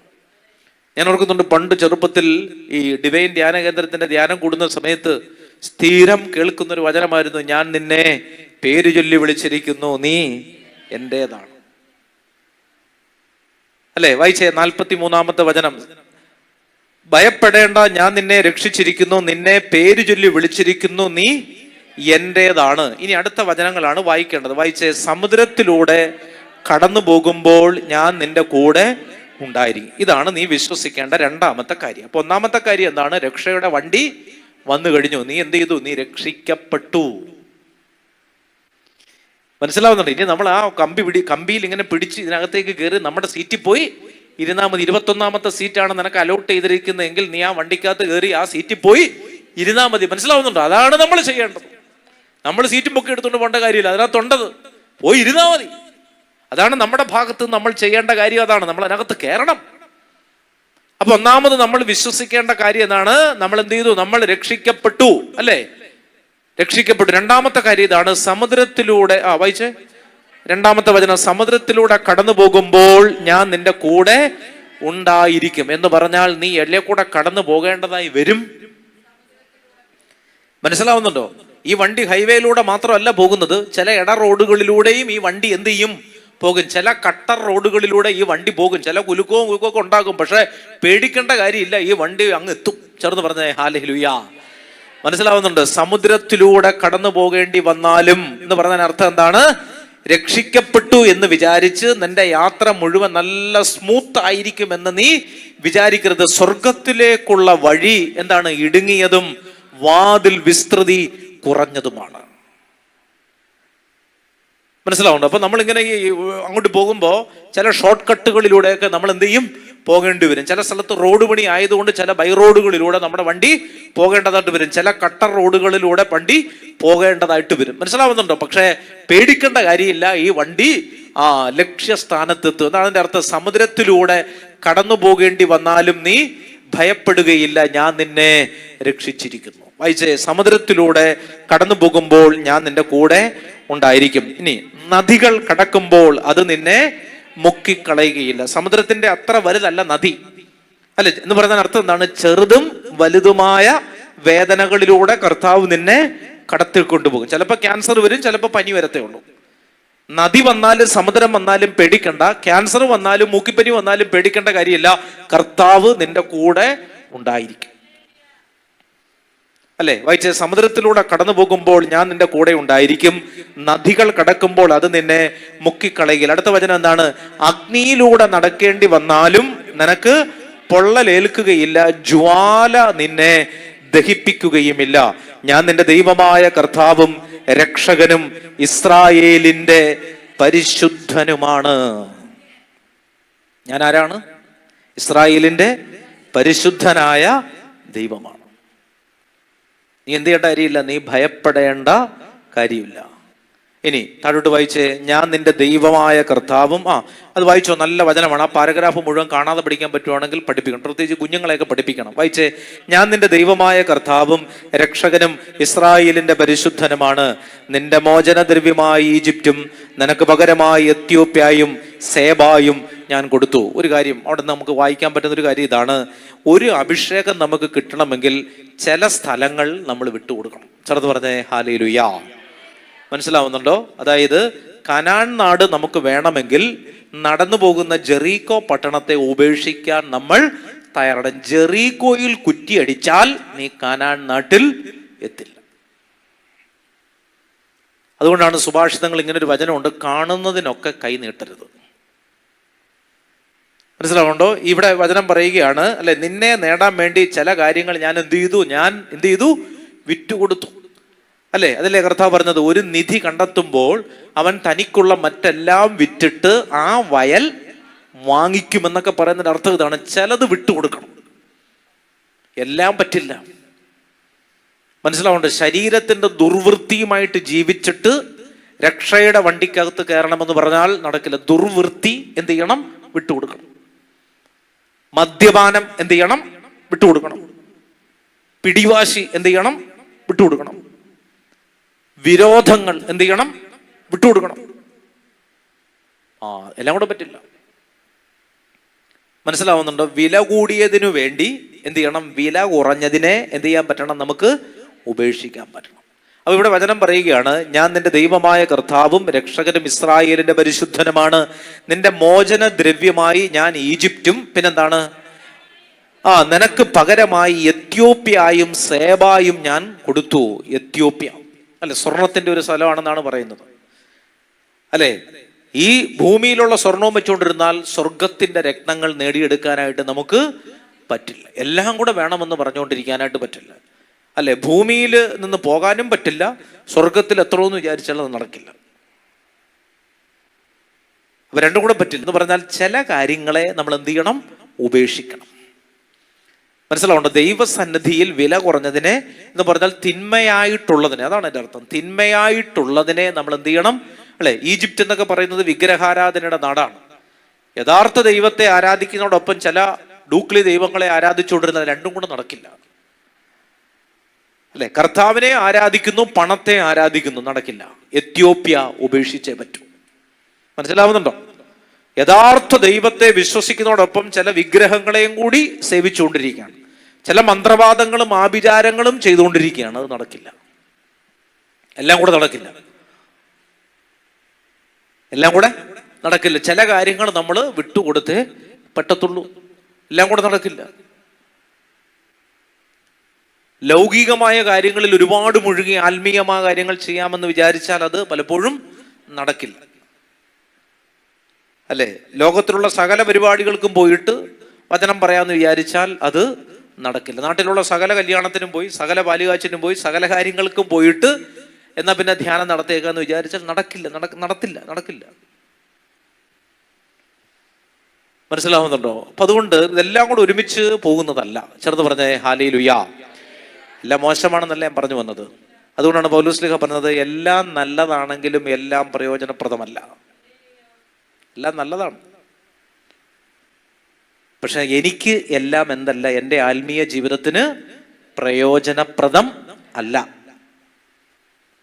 അപ്പൊ അങ്ങനെയുള്ള സ്ഥലങ്ങളിൽ നമ്മൾ എന്ത് ചെയ്യണം? വിവേകത്തോടുകൂടി, അല്ലേ, നമ്മൾ പോകുന്ന ഇടങ്ങൾ, നമ്മൾ അറ്റൻഡ് ചെയ്യുന്ന പ്രോഗ്രാമുകൾ അത് നമ്മൾ വിവേചിച്ചറിയണം. മനസ്സിലാവുന്നുണ്ടോ? അപ്പൊ അതുകൊണ്ട് അത് നമ്മുടെ ആത്മീയ ജീവിതത്തിന് ഏതാണോ വേണ്ടത് അതിനുവേണ്ടി ബാക്കിയുള്ളതിനെ ഉപേക്ഷിക്കുവാനായിട്ട് നമുക്ക് സാധിക്കണം. നിനക്ക് പകരമായി ഈജിപ്റ്റും എത്യോപ്യയും ഞാൻ എന്ത് ചെയ്തു? കൊടുത്തു. ഇനി അടുത്ത വചനം വായിച്ചേ, 4-ാമത്തെ വചനം. നീ എനിക്ക് വിലപ്പെട്ടവനും ബഹുമാന്യനും പ്രിയങ്കരനുമായതുകൊണ്ട് നിനക്ക് പകരമായി മനുഷ്യരെയും നിന്റെ ജീവന് പകരമായി ജനതകളെയും ഞാൻ നൽകുന്നു. ഉണ്ടോ? നിനക്ക് പകരമായിട്ട് വലിയ കാര്യത്തെ വിട്ടുകൊടുക്കാൻ ഞാൻ തയ്യാറാണ്. നമ്മൾ ഇതുപോലെയാണ് ദൈവസന്നിധിയിൽ നിൽക്കേണ്ടത്. കർത്താവിൻ്റെ മുൻപിൽ നമുക്ക് ആ കർത്താവിനേക്കാൾ വലിപ്പമുള്ളതായി ഒന്നും ഈ ലോകത്തിൽ ഉണ്ടാകാനായിട്ട് പാടില്ല, ഒന്നും ഉണ്ടാവാൻ പാടില്ല. കർത്താവാണ് ഏറ്റവും ആദ്യം. ആ ഒരു രീതിയിൽ നമ്മൾ ജീവിക്കുമ്പോൾ നമ്മൾ ഒരു അപ്പൂപ്പൻ താടി പോലെ ഭാരമില്ലാത്തൊരു ജീവിതം നയിക്കാനായിട്ട് നമുക്ക് സാധിക്കും. ചേർന്ന് പറഞ്ഞേ ഹല്ലേലൂയ. മനസ്സിലാവുണ്ടോ? നമ്മൾ വളരെ ഫ്രീ ആയിരിക്കും. നമ്മുടെ ജീവിതത്തിൻ്റെ സന്തോഷത്തിൻ്റെ അതിൻ്റെ അങ്ങറ്റം നമുക്ക് അനുഭവിക്കാൻ പറ്റും. വലിയൊരു ഹൃദയത്തിൽ ഒരു ആനന്ദം. അത് നമ്മൾ എന്തെങ്കിലും ഭക്ഷണം കഴിക്കുന്നുകൊണ്ടോ നമ്മൾ ആഗ്രഹിച്ച ഒരു വസ്തു നമുക്ക് കിട്ടിയത് കൊണ്ടോ ഒന്നുമല്ല. ഒരു ആത്മീയമായ ഒരു നിറവ് നമുക്ക് കിട്ടും. അല്ലെങ്കിൽ നമ്മൾ എന്തോരം കാര്യങ്ങൾ ചെയ്താൽ ഒരു തൃപ്തി ഉണ്ടാവത്തില്ല. ആത്മീയതയും തൃപ്തിയും തമ്മിൽ വലിയ ബന്ധമുണ്ട്. ചേർന്ന് പറഞ്ഞേ ഹല്ലേലൂയ. അല്ലേ? അപ്പം വർദ്ധിപ്പിക്കുന്ന സമയത്ത് അവർ ഭക്ഷിച്ച് തൃപ്തരായി എന്നാണ് നമ്മൾ ബൈബിളിൽ വായിക്കുന്നത്. തൃപ്തി. ചില ആളുകൾക്ക് ഒന്നിലൊരു തൃപ്തിയില്ല. അന്നേരം ഓർത്തോണം ആത്മീയത കുറഞ്ഞിട്ടുണ്ട് എന്നാണ് അതിൻ്റെ അർത്ഥം. ആത്മീയത കുറഞ്ഞിട്ടുണ്ട്. അപ്പോഴാണ് ഈ അസ്വസ്ഥത വരുന്നത്.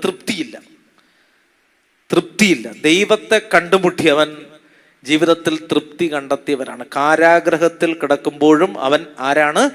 തൃപ്തനാണ്. അതുകൊണ്ടാണ് പൗലോസും ശീലാസും കാരാഗ്രഹത്തിൽ ചെങ്ങല ഇങ്ങനെ ആമം വെച്ചിരിക്കുന്ന സമയത്ത് അവർ ദൈവത്തെ പാടി സ്തുതിച്ചത്. തൃപ്തിയുണ്ടവന്. വലിയ വീട്ടിൽ കിടക്കുന്ന നല്ല തൃപ്തി, എപ്പോഴും വലിയ ആഹാരം കഴിക്കുന്ന നല്ല തൃപ്തി, ഏറ്റവും വലിയ കാറിൽ പോകുന്ന നല്ല തൃപ്തി, ഏറ്റവും വലിയ ആഡംബരം കാണിക്കുന്ന നല്ല തൃപ്തി. മനസ്സിലാവും? ഏറ്റവും കൂടുതൽ പൈസ കിട്ടുന്ന നല്ല തൃപ്തി. ചെറുത് പറഞ്ഞേ ഹല്ലേലൂയ. ഇന്നലെ വലിയൊരു ബിസിനസ്സുകാരൻ വെടിവെച്ച് മരിച്ചു. പറഞ്ഞായിരുന്നോ? കോൺഫിഡന്റ് ഗ്രൂപ്പിന്റെ MD CJ റോയ്. അദ്ദേഹം റിവോൾവർ സ്വയമായിട്ട് എന്ത് ചെയ്തു? വെടിവെച്ച് മരിച്ചു. 1 രൂപ പോലും കടമുണ്ടായിരുന്നില്ലെന്നാണ് കേൾക്കുന്നത്. അറിയാൻ പാടില്ല, എന്താണെന്നറിയാം. വളരെ ഞെട്ടിക്കുന്ന ഒരു വാർത്തയായിരുന്നു. വലിയ മുന്തിയ ഇനം, വളരെ ആഡംബര ജീവിതത്തിൽ പോയെന്ന് പറഞ്ഞാൽ അത്രയും ഉണ്ട് അദ്ദേഹത്തിന്. വലിയൊരു ഗ്രൂപ്പാണ്. അതുകൊണ്ടാണ് വചനം പറയുന്നത്, എനിക്കിനി എന്ത് കിട്ടാനുണ്ട് എന്ന് നീ പറയരുത്. സമ്പത്തിൽ അമിതമായി. ഇപ്പൊ നമ്മൾ വിചാരിക്കുക സമ്പത്ത് ഒരുപാട് വന്നാൽ, റോൾസ് റോയ്സ് കാറ് കിട്ടിയാൽ 6 കോടി രൂപയുടെ വണ്ടിയാണെങ്കിൽ നമ്മൾ വളരെ തൃപ്തരായിരിക്കും. അങ്ങനെ പോയ ഒരാളാണ് ഇദ്ദേഹം. കുറ്റപ്പെടുത്തിയതല്ല കേട്ടോ, ഒരു സംഭവം പറഞ്ഞതേ ഉള്ളൂ. ചേർന്ന് പറഞ്ഞേ ഹല്ലേലൂയ. അല്ലെ? നമുക്ക് പ്രാർത്ഥിക്കാം അദ്ദേഹത്തിന് വേണ്ടിയും കുടുംബത്തിന് വേണ്ടി. അപ്പൊ ഞാൻ പറഞ്ഞു വന്നത്, ബാക്കിയുള്ള എന്തെല്ലാം കിട്ടിയാലും തൃപ്തി ഉണ്ടാകണമെന്ന് നിർബന്ധമില്ല. തൃപ്തി ആരിൽ നിന്ന് വരുന്നതാണ്? ദൈവത്തിൽ നിന്ന് വരാണ്. കഞ്ഞിവെള്ളം കുടിച്ചാലും തൃപ്തി വരും ദൈവത്തിൽ നിന്നാണെങ്കിൽ. അതുകൊണ്ട് നിന്റെ ആത്മീയതയും നിന്റെ ജീവിതത്തിന്റെ തൃപ്തിയും തമ്മിൽ ഒരു ബന്ധമുണ്ട്. ചേർന്ന് പറഞ്ഞേ ഹല്ലേലൂയ. അപ്പൊ ജീവിതത്തിൽ എപ്പോഴും പരാതിയാണെങ്കിൽ, തൃപ്തിയില്ലെങ്കിൽ, അന്നേരം ഓർത്തോണം എവിടെയോ ഒരു മിസ്റ്റേക്ക് പറ്റിയിട്ടുണ്ട്. ദൈവത്തെ ശരിക്ക് പ്ലേസ് ചെയ്തിട്ടില്ല. അതാണ് അതിൻ്റെ അർത്ഥം. ദൈവത്തെ കണ്ടുമുട്ടിയ ഒരാളെ സംബന്ധിച്ചിടത്തോളം അവൻ്റെ ജീവിതത്തിൽ എത്ര ബുദ്ധിമുട്ട് വന്നാലും അവൻ അതെല്ലാം മേക്കപ്പ് ചെയ്യും. അവനതൊന്നും ഒരു വിഷയമുള്ള കാര്യമില്ല. അവൻ അതിനെപ്പറ്റി ആരോടും പരാതി പറയാൻ പോവില്ല. ഞാൻ ഇത്രയും നാൾ ഇവിടെ ചെയ്തു, അതുകൊണ്ട് എനിക്ക് എന്ത് കിട്ടി, ഞാൻ അങ്ങനെ ആയിരുന്നല്ലോ, ഞാൻ ഇങ്ങനെയാണല്ലോ, അങ്ങനെയൊക്കെ പറയുന്നത് ഈ തൃപ്തി ഇല്ലാത്തത് കൊണ്ടും ദൈവത്തെ കാണാത്തത് കൊണ്ടുമാണ്. ചേർന്ന് പറഞ്ഞേ ഹല്ലേലൂയ.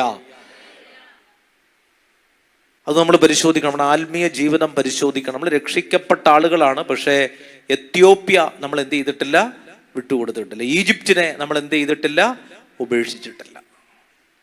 മനസ്സിലുണ്ട്? ഈജിപ്തിനെ ഉപേക്ഷിച്ചില്ല. ഡാനിയേൽ അച്ഛൻ വളരെ റാഡിക്കലായിട്ടൊരു സ്റ്റേറ്റ്മെന്റ്, അത് അച്ഛൻ ബൈബിൾ പഠിപ്പിച്ചുകൊണ്ടിരുന്ന സമയത്ത്, പുറപ്പാട് പുസ്തകം പഠിപ്പിച്ചുകൊണ്ടിരുന്ന സമയത്ത്, അതിപ്പോഴും കേൾക്കുമ്പോൾ നമുക്കിങ്ങനെ, അത് മുഴുവൻ ആ ക്ലാസ് ഞാൻ കേട്ടിട്ടില്ല.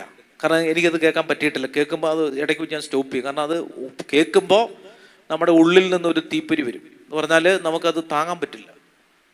ഞാൻ ആ സ്റ്റഡി മുഴുവൻ കേട്ടിട്ടില്ല. അതിതാണ് അച്ഛൻ പറഞ്ഞൊരു കാര്യം. ഇതാണ്, ഇസ്രായേൽ ജനം എവിടെ അടിമത്തത്തിലായിരുന്നു?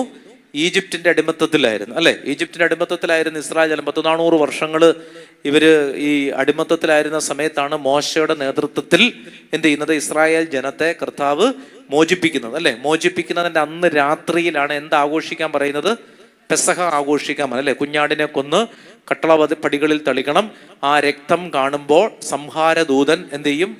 ഇസ്രായേലിന്റെ വീടുകളെ വിട്ടുപോവുകയും ഈജിപ്തിന്റെ ആദിജാതന്മാരെ മുഴുവൻ സംഹരിക്കുകയും ചെയ്യും. അങ്ങനെ വലിയൊരു നിലവിളി ഈജിപ്തിൽ ഉയർന്നു. ഫറവോയുടെ പുത്രൻ മുതൽ അവസാനത്തെ ആളിന്റെ ആദിജാതൻ വരെ എന്ത് ചെയ്തു? കൊല്ലപ്പെട്ടു. അല്ലെ? കൊല്ലപ്പെട്ട് അവരിങ്ങനെ ഈ പോകുന്ന സമയത്ത് കർത്താവ് പറയുന്നുണ്ട്, നിങ്ങൾ എന്ത് ചെയ്യരുത്? ഈ അപ്പം വളരെ പെട്ടെന്ന് എന്ത് ചെയ്യണം? പെസഹ അപ്പം ഭക്ഷിക്കണം. തിടുക്കത്തിൽ നിങ്ങൾ എന്ത് ചെയ്യണം? യാത്ര പുറപ്പെടണം. ചെറുത് പറഞ്ഞേ ഹല്ലേലൂയാ. എന്തിനാണ് തിടുക്കത്തിൽ യാത്ര? ഉള്ളതൊക്കെ എടുക്കണ്ട. 400 വർഷം കൊണ്ടുണ്ടായ ഫിക്സഡ് ഡിപ്പോസിറ്റ് മുഴുവൻ എടുത്തുകൊണ്ട് വേണ്ടേ പോകാൻ എന്നൊക്കെ ചോദിക്കാം. എന്തുകൊണ്ടാണ് തിടുക്കത്തിൽ? ബൈബിളിലെ യാത്രകളല്ല ഇങ്ങനെ ചാഞ്ഞും ചരിഞ്ഞുള്ള യാത്രകളല്ല, തിടുക്കത്തിലാണ്. മറിയം എലിസബത്തിനെ കാണാൻ എങ്ങനെ പുറപ്പെട്ടു? തിടുക്കത്തിൽ. അറ്റ് ഹേസ്റ്റ് എന്നാണ് അതിനെ പറയുന്നത്. അതിനൊരു പ്രത്യേക അർത്ഥമുണ്ട്. തിടുക്കത്തിൽ. മനസ്സിലുണ്ടോ? കുമ്പസാരിക്കണം, മറ്റന്നാ കുമ്പസാരിക്കണോ, ഇന്ന് കുമ്പസാരിക്കണം, ഇന്ന് രാത്രി നീ മരിച്ചാൽ എന്ത് ചെയ്യും? ഇപ്പൊ ഒരു അറ്റാക്ക് വന്ന് എന്ത് ചെയ്യും? അതുകൊണ്ട് അന്നേരം കുമ്പസാരിച്ചോണം. ചെറുത് പറഞ്ഞേ ഹല്ലേലൂയാ. തിടുക്കത്തിൽ ഒരു ആത്മീയ കാര്യം, ഒരു ആത്മീയ പ്രേരണ ഉള്ളിൽ കിട്ടി, തിടുക്കത്തിൽ ചെയ്തോണം. ചെറുത് പറഞ്ഞേ ഹല്ലേലൂയാ. മനസ്സിലായി? ഇപ്പൊ ചെയ്യാൻ പറഞ്ഞ് ഇപ്പൊ ചെയ്തോണം. ഒരു വർഷമായിട്ട് ഇവിടെ ജപമാല പ്രാർത്ഥന കണ്ടിന്യൂസ് നടന്നുകൊണ്ടിരിക്കുകയാണ്. കഴിഞ്ഞ മാർച്ച് 25 മുതൽ ഈ മാർച്ച് 25 വരെ. അത് ഞാൻ നിങ്ങളോട് പറയാം, ഈ മാർച്ച് 25 ഇവിടെ ഒരു മഹാസംഗമം ഉണ്ട്, നിങ്ങൾ വരണം കേട്ടോ. ചേർന്ന് പറഞ്ഞ ഹല്ലേലൂയ. 365 ദിവസങ്ങൾ നമ്മൾ ജപമാല ചൊല്ലിക്കൊണ്ടിരിക്കുകയായിരുന്നു. വലിയൊരു അനുഗ്രഹത്തിന്റെ ദിവസമായിട്ട് അത് മാറും. മാർച്ച് 25. എത്ര ജപമാലകൾ ചൊല്ലിയെന്ന് ചോദിച്ചാൽ എന്നെ കണക്ക് എഴുതി വെച്ചിട്ടുണ്ട്, ഇപ്പൊ എനിക്കറിയാൻ പാടില്ല. എന്തായാലും ഒരു 10-20,000 ജപമാലയിൽ കൂടുതലായിട്ടുണ്ടെന്നാണ് ഞാൻ വിചാരിക്കുന്നത്. 20,000 ജപമാല ചൊല്ലിയിട്ട് അതിന്റെ അവസാനത്തെ ദിവസം ഒരു മഹാ ഉത്സവമായിരിക്കും. ചേർന്ന് പറഞ്ഞ ഹല്ലേലൂയ. അപ്പൊ ഇപ്പൊ തന്നെ ഡേറ്റ് എഴുതി വെച്ചോണം. വർക്കിംഗ് ഡേ ആണ്. അന്ന് വൈകിട്ട് നമ്മൾ ഒരു വലിയ പ്രദക്ഷിണമൊക്കെ നടത്തി പരിശുദ്ധ അമ്മയ്ക്ക് നന്ദി പറഞ്ഞ് ബലിയൊക്കെ അർപ്പിച്ച് അന്ന് പകലും മുഴുവൻ ഇവിടെ ആരാധനയായിരിക്കും. ചേർന്ന് പറഞ്ഞ ഹല്ലേലൂയ. അപ്പോൾ അതുകൊണ്ട് മാർച്ച് 25 നിങ്ങൾ ഓർത്തോണം ആ ഡേറ്റ്. ഓക്കെ. അപ്പോൾ മറ്റുള്ളവരോടൊക്കെ പറയണം. അപ്പോൾ അങ്ങനെ നിങ്ങൾ എല്ലാവരും ഒക്കെ വരണം. ഓക്കെ, അതുപോട്ടെ. അപ്പോൾ ഈ പറഞ്ഞു വന്നത് എന്താണ്? ഒരു ആത്മീയ പ്രചോദനം കിട്ടിയതാണ്. ഞങ്ങൾ ഒരു 10 ദിവസം മുമ്പ്, കഴിഞ്ഞ വർഷം മാർച്ച് ഒരു 5-ാം തീയതിയോ 6-ാം തീയതിയോ കൊണ്ട് ഇങ്ങനെ ഒരു യാത്ര പോയിക്കൊണ്ടിരിക്കുമ്പോഴാണ് പെട്ടെന്നൊരു പ്രേരണ ഡാനിയലച്ചന് കിട്ടുന്നത്. അച്ഛൻ പറഞ്ഞു നമുക്ക് അടുത്ത ഒരു വർഷം. ഇപ്പം ഞാൻ പറഞ്ഞു, ഒരു വർഷമോ? ജവമാലല്ല ആരെങ്കിലും വേണ്ടേ? അല്ല, ഇവിടെ ആരാധന നടക്കുന്നു. അപ്പോൾ അവിടെ വീണ്ടും ഒരു ചാപ്പലിലും കൂടെ ആളെ ഇരിക്കുമ്പോൾ അത്രയും കൂടെ ആളുകളെ നമ്മൾ കണ്ടെത്തണം. അച്ഛൻ പറഞ്ഞു, പറഞ്ഞാൽ പിന്നെ തിരിച്ച് ചോദിക്കാൻ അനുവാദമില്ല. അതുകൊണ്ട് ഞങ്ങൾ വണ്ടിക്കകത്ത് അച്ഛന്മാരെല്ലാവരും ഉണ്ടായിരുന്നു. എല്ലാവരും പറഞ്ഞു നമുക്ക് ഇരിക്കാമെന്ന് പറഞ്ഞു. പെട്ടെന്നൊരു അറിയിപ്പ് കൊടുത്തു. ഈ നിമിഷം വരെ ആ ജപമാല പ്രാർത്ഥന മുടങ്ങാൻ ദൈവം അനുവദിച്ചിട്ടില്ല. ചേർന്ന് പറഞ്ഞ ഹല്ലേലൂയ. മനസ്സിലാവുന്നുണ്ടോ അല്ലേ? ഇപ്പോൾ അവിടെ പ്രാർത്ഥിച്ചുകൊണ്ടിരിക്കുന്ന ആൾ മരിച്ചെങ്കിൽ അത് നിന്നിട്ടുള്ളൂ, മരിച്ചു കാണാൻ വഴിയില്ല. അങ്ങനെ മരിച്ചിട്ടില്ലെങ്കിൽ അവിടെ ഇപ്പോഴും എന്ത് ചെയ്തുകൊണ്ടിരിക്കുകയാണ്. ഇനി മരിച്ചാലും അതിന്റെ അറ്റം പിടിക്കാൻ ആരെങ്കിലും അവിടെ, അതിനും പ്രതിവാക്യം പറയാൻ ആരെങ്കിലും ഒരാൾ അവിടെ ഉണ്ടാവും. ചേർന്ന് പറഞ്ഞ ഹല്ലേലൂയ. എന്ന് പറഞ്ഞാല് അതിങ്ങനെ ചെയിനായിട്ട് ഇങ്ങനെ നടക്കാനായിട്ട് കർത്താവ് ഇതുവരെ സഹായിച്ചു. ഒരു ആത്മീയ പ്രേരണയായിരുന്നു. ഉടനെ നമ്മൾ ചിന്തിക്കുകയാണ്, ഒരു വർഷം. ഒരു വർഷം എന്ന് പറയുമ്പോൾ 365 ദിവസം, രാത്രിയിലും പകലും. 24 മണിക്കൂർ. ഇതാരെഴുന്ന് ചെല്ലും? ഇതാരെങ്കിലും വരുമോ? കണ്ടോ, അവിടെ വെച്ച് ചിന്തിക്കുമ്പോൾ തന്നെ അതിന്റെ അഭിഷേകം നഷ്ടപ്പെട്ടു. ചേർത്ത് പറഞ്ഞേ ഹല്ലേലൂയ. അങ്ങനെയുള്ള ചിന്തകളാണ് എത്യോപ്യ, അങ്ങനെയുള്ള ചിന്തകളാണ് ഈജിപ്റ്റ്. ഉടനെ അതിനെ എന്ത് ചെയ്യണം? തിടുക്കത്തിൽ ഉപേക്ഷിച്ചോണം. അപ്പൊ അച്ഛൻ പറഞ്ഞ കാര്യം ഇതാണ്. പുറപ്പാട് പുസ്തകം പഠിപ്പിക്കുമ്പോൾ അച്ഛൻ പറഞ്ഞൊരു കാര്യം ഇതാണ്. ശരിക്കും പറഞ്ഞാൽ ആളുകളെ ഈജിപ്തിൽ നിന്ന് പുറത്തേക്ക് കൊണ്ടുപോവുകയല്ല കർത്താവ് ചെയ്തത്. മറിച്ച്, വളരെ ശ്രദ്ധിക്കണം, ഈജിപ്തിൽ നിന്ന് ആളുകളെ പുറത്തേക്ക് കൊണ്ടുപോവുകയല്ല ചെയ്തത്. മറിച്ച് ആളുകളുടെ ഉള്ളിൽ നിന്ന് ഈജിപ്തിനെ കർത്താവ് എന്ത് ചെയ്തു?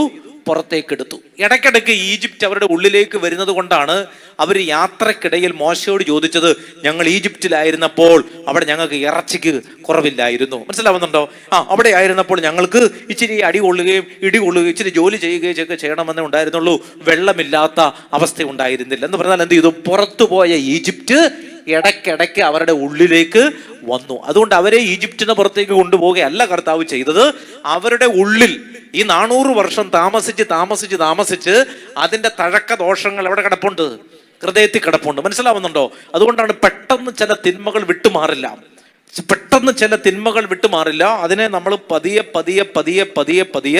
അല്ലെ, വീണാലും വീണ്ടും എഴുന്നേറ്റ്, കുമ്പസാരിച്ച് വീണ്ടും പ്രാർത്ഥിച്ച് വീണ്ടും എഴുന്നേറ്റ്, വീണ്ടും വീണ് വീണ്ടും എഴുന്നേറ്റ്, അങ്ങനെ വന്നാലേ ഈ ഉള്ളിൽ കിടക്കുന്ന ഈജിപ്റ്റ് എന്ത് ചെയ്യുകയുള്ളൂ? പുറത്തേക്ക് വരികയുള്ളൂ. ചേർന്ന് പറഞ്ഞേ ഹല്ലേലൂയ. മനസ്സിലാവുണ്ട്? പെട്ടെന്ന് വീട് നന്നാക്കണം എന്ന് വിചാരിക്കരുത്, നടക്കത്തില്ല. വളരെ പതിയെ ചിലപ്പോൾ വീണ്ടും ശരിയാക്കണം, വീണ്ടും ശരിയാക്കണം. അങ്ങനെ പണിത് ഉയർത്തി അല്ലെ, ഒരു വീട് പണിയുന്നത് പെട്ടെന്ന് പണിയുവാണോ? അല്ലല്ലോ. അല്ലെ, അതിന് പടിയായിട്ട് ആദ്യമേ കയറി മേൽക്കൂരയാണോ കോൺക്രീറ്റ് ചെയ്യുന്നത്? അല്ലല്ലോ. അതിന് ആദ്യമേ ഒരു അടിസ്ഥാനം, ഒരു കുഴി താഴോട്ട് പോകണം, എന്നാലേ മേളിലോട്ട് വരൂ. ശരിയല്ലേ? മേളിലോട്ട് പൊങ്ങാൻ ഒരു കാര്യം ചെയ്യുന്നതിന് ആദ്യം നമ്മൾ ചെയ്യുന്നത് എന്താണ്? താഴോട്ട്. അല്ലെ, നമ്മുടെ കൈ കൊണ്ട് പറ്റാത്തതുകൊണ്ട് JCB വിളിച്ചാണ് കുടിക്കുന്നത്, എന്നാലേ മേളിലോട്ട് അത്രയും പൊങ്ങത്തുള്ളൂ. അപ്പൊ അതുകൊണ്ട് പ്രിയപ്പെട്ടവരെ, ഉള്ളിലേക്ക് കടന്ന് ഈജിപ്തിൽ നിന്ന് നമ്മൾ പുറത്തു പോവുകയല്ല ചെയ്യുന്നത്, മറിച്ച് നമ്മുടെ ഉള്ളിൽ നിന്ന് എന്ത് പോവുകയാണ്? ഈജിപ്റ്റ് പുറത്തേക്കണം, എത്യോപ്യ ഉപേക്ഷിക്കണം, ഈജിപ്റ്റ് ഉപേക്ഷിക്കണം. അതാണ് ഇവിടെ വചനം പറയുന്നത്. നീ എനിക്ക് പ്രിയപ്പെട്ടവനാകാൻ വേണ്ടി ഞാൻ എന്ത് ചെയ്തു? എത്യോപ്യയും ഈജിപ്തിനെയും ഞാൻ എന്ത് ചെയ്തു? ഉപേക്ഷിച്ചു. നിനക്ക് പകരമായി അതിനെയെല്ലാം ഞാന്, അതാണ് പൗലോസ്ലീഹ പറയുന്നത്, കർത്താവിനോടുള്ള സ്നേഹത്തെ പ്രതി ലോകത്തിൽ എനിക്കുണ്ടായിരുന്നതിനെല്ലാം ഞാൻ ഉച്ഛിഷ്ടമായി കണക്കാക്കി, എച്ചില് പോലെ കണക്കാക്കി. മനസ്സിലാവുന്നുള്ളൂ? ഇതെല്ലാം ആ വചനത്തിന്റെ ബാക്കിയാണ്. കർത്താവിനോടുള്ള സ്നേഹത്തെ പ്രതി ഈ ലോകത്തിലുള്ള എല്ലാത്തിനെയും ഞാൻ എങ്ങനെ കണക്കാക്കി? ഉച്ഛിഷ്ടം പോലെ കണക്കാക്കി, എച്ചില് പോലെ കണക്കാക്കി എന്നൊക്കെ പറയണമെങ്കിൽ അത് വെറുതെ അങ്ങ് സാഹിത്യ ഭാഷയെ പറയുന്നതല്ല. അല്ല, ഇതൊന്നും സാഹിത്യമല്ല. ഇതൊക്കെ ഉള്ളിൽ നിന്ന് പരിശുദ്ധാത്മാവിന്റെ ശക്തി കൊണ്ട് ദൈവത്തിന്റെ മനുഷ്യര് കുറിച്ചിട്ട വചനങ്ങളാണ്. ഞാൻ പലപ്പോഴും വിചാരിക്കുന്നുണ്ട്, ഇതൊക്കെ ഒറ്റയടിക്ക് എഴുതിയ വചനം ആവില്ല, അങ്ങനെ എഴുതാൻ പറ്റില്ല. അത് പറയുമ്പോൾ തന്നെ നമുക്ക് ശ്വാസം പൊട്ടുന്നുണ്ട്. എനിക്ക് ഒറ്റയടിക്ക് ഇതൊന്നും എഴുതാൻ പറ്റില്ല. എന്തോരം ദിവസങ്ങൾ എഴുതി വെട്ടി അങ്ങനെ എഴുതിയതാവാം ഈ വചനങ്ങൾ മുഴുവൻ. എന്ന് പറഞ്ഞാൽ ആ സ്നേഹം മുഴുവൻ ആ വചനത്തിനകത്തുണ്ട്. നിങ്ങളൊന്ന് വായിച്ചേ 4-ാമത്തെ വചനം. അത്രയും സ്നേഹത്തോടെ വായിക്കണം, എന്നാലേ വചനം കിട്ടുള്ളൂ. നീ എനിക്ക് വിലപ്പെട്ടവനും ബഹുമാന്യനും പ്രിയങ്കരനുമായതുകൊണ്ട്. ആ 4 വാക്ക് എഴുതാൻ ഒരാൾ 7 ദിവസം എടുത്തു കാണും. അത് എഴുതിയ ആൾ അത് എടുക്കാൻ എന്ന് പറഞ്ഞാൽ അത്രയും സ്നേഹം ആ വചനത്തിനകത്ത് ഉണ്ട്. വെറുതെ ഒരു പ്രണയലേഖനം എഴുതുന്ന പോലെ എഴുതിയതല്ല. 4 വാട്സപ്പ് മെസ്സേജിൽ ഇമോജി അയച്ചതുപോലെ പെട്ടെന്ന് അയച്ചതല്ല. കണ്ടോ, അതിനകത്ത് വചനങ്ങൾ കണ്ടോ? നീ എനിക്ക് ആരാണ്? വിലപ്പെട്ടവൻ. കണ്ടോ, അത് തന്നെ ഒരു 10 ദിവസം സംസാരിക്കാറുണ്ട്. വിലപ്പെട്ടവൻ, ബഹുമാന്യൻ, പ്രിയങ്കരൻ ആയതുകൊണ്ട്. അടുത്ത വചനം വായിച്ചേ. നിനക്ക് പകരമായി മനുഷ്യരെയും നിന്റെ ജീവന് പകരമായി ജനതകളെയും ഞാൻ നൽകുന്നു. അടുത്ത വചനം വായിച്ചേ. ഭയപ്പെടേണ്ട, ഞാൻ നിന്റെ കൂടെയുണ്ട്. അല്ലെ, ഭയപ്പെടേണ്ട എന്നൊരു പറയുന്ന വചനത്തിൽ നിന്നാണ് ഇത് ആരംഭിച്ചത്. ഭയപ്പെടേണ്ട എന്ന് പറയുന്ന ഒരു വചനത്തിൽ നിന്നാണ് ഇത് അവസാനിച്ചത്. ഒരു സാൻഡ്വിച്ച് വചനമാണത്. ചേർന്ന് പറഞ്ഞ ഹല്ലേലൂയ. മനസ്സിലാവുണ്ടോ? സാൻഡ്വിച്ച് കണ്ടിട്ടില്ലേ? അല്ലെ, 2 ബ്രെഡ് ഇങ്ങനെ വെച്ചിരിക്കുന്നു, അതിന്റെ ഇടയിൽ ഇറച്ചി വെച്ചിരിക്കുന്നു. അല്ലെ, അതാണ് സാൻഡ്വിച്ച്. ഒരു സാൻഡ്വിച്ച് വചനമാണത്. ഭയപ്പെടേണ്ട എന്ന് പറയുന്ന 2 ക്ലോസുകൾക്കിടയിലാണ് ഈ പറയുന്ന ആത്മീയ കാര്യങ്ങൾ മുഴുവൻ വെച്ചിരി. എന്ന് പറഞ്ഞാൽ ഈ ലോകത്തിൽ എന്തു വന്നാലും, പെരുവെള്ളം വന്നാലും, നദീപ്പാച്ചിലുണ്ടായാലും, സമുദ്രം ഇരമ്പി ആർത്താലും, വേലിയിറക്കങ്ങൾ ഉണ്ടായാലും ഭയപ്പെടേണ്ട, ഞാൻ നിന്റെ കൂടെയുണ്ട്. ചേർന്ന് പറഞ്ഞേ ഹല്ലേലൂയ.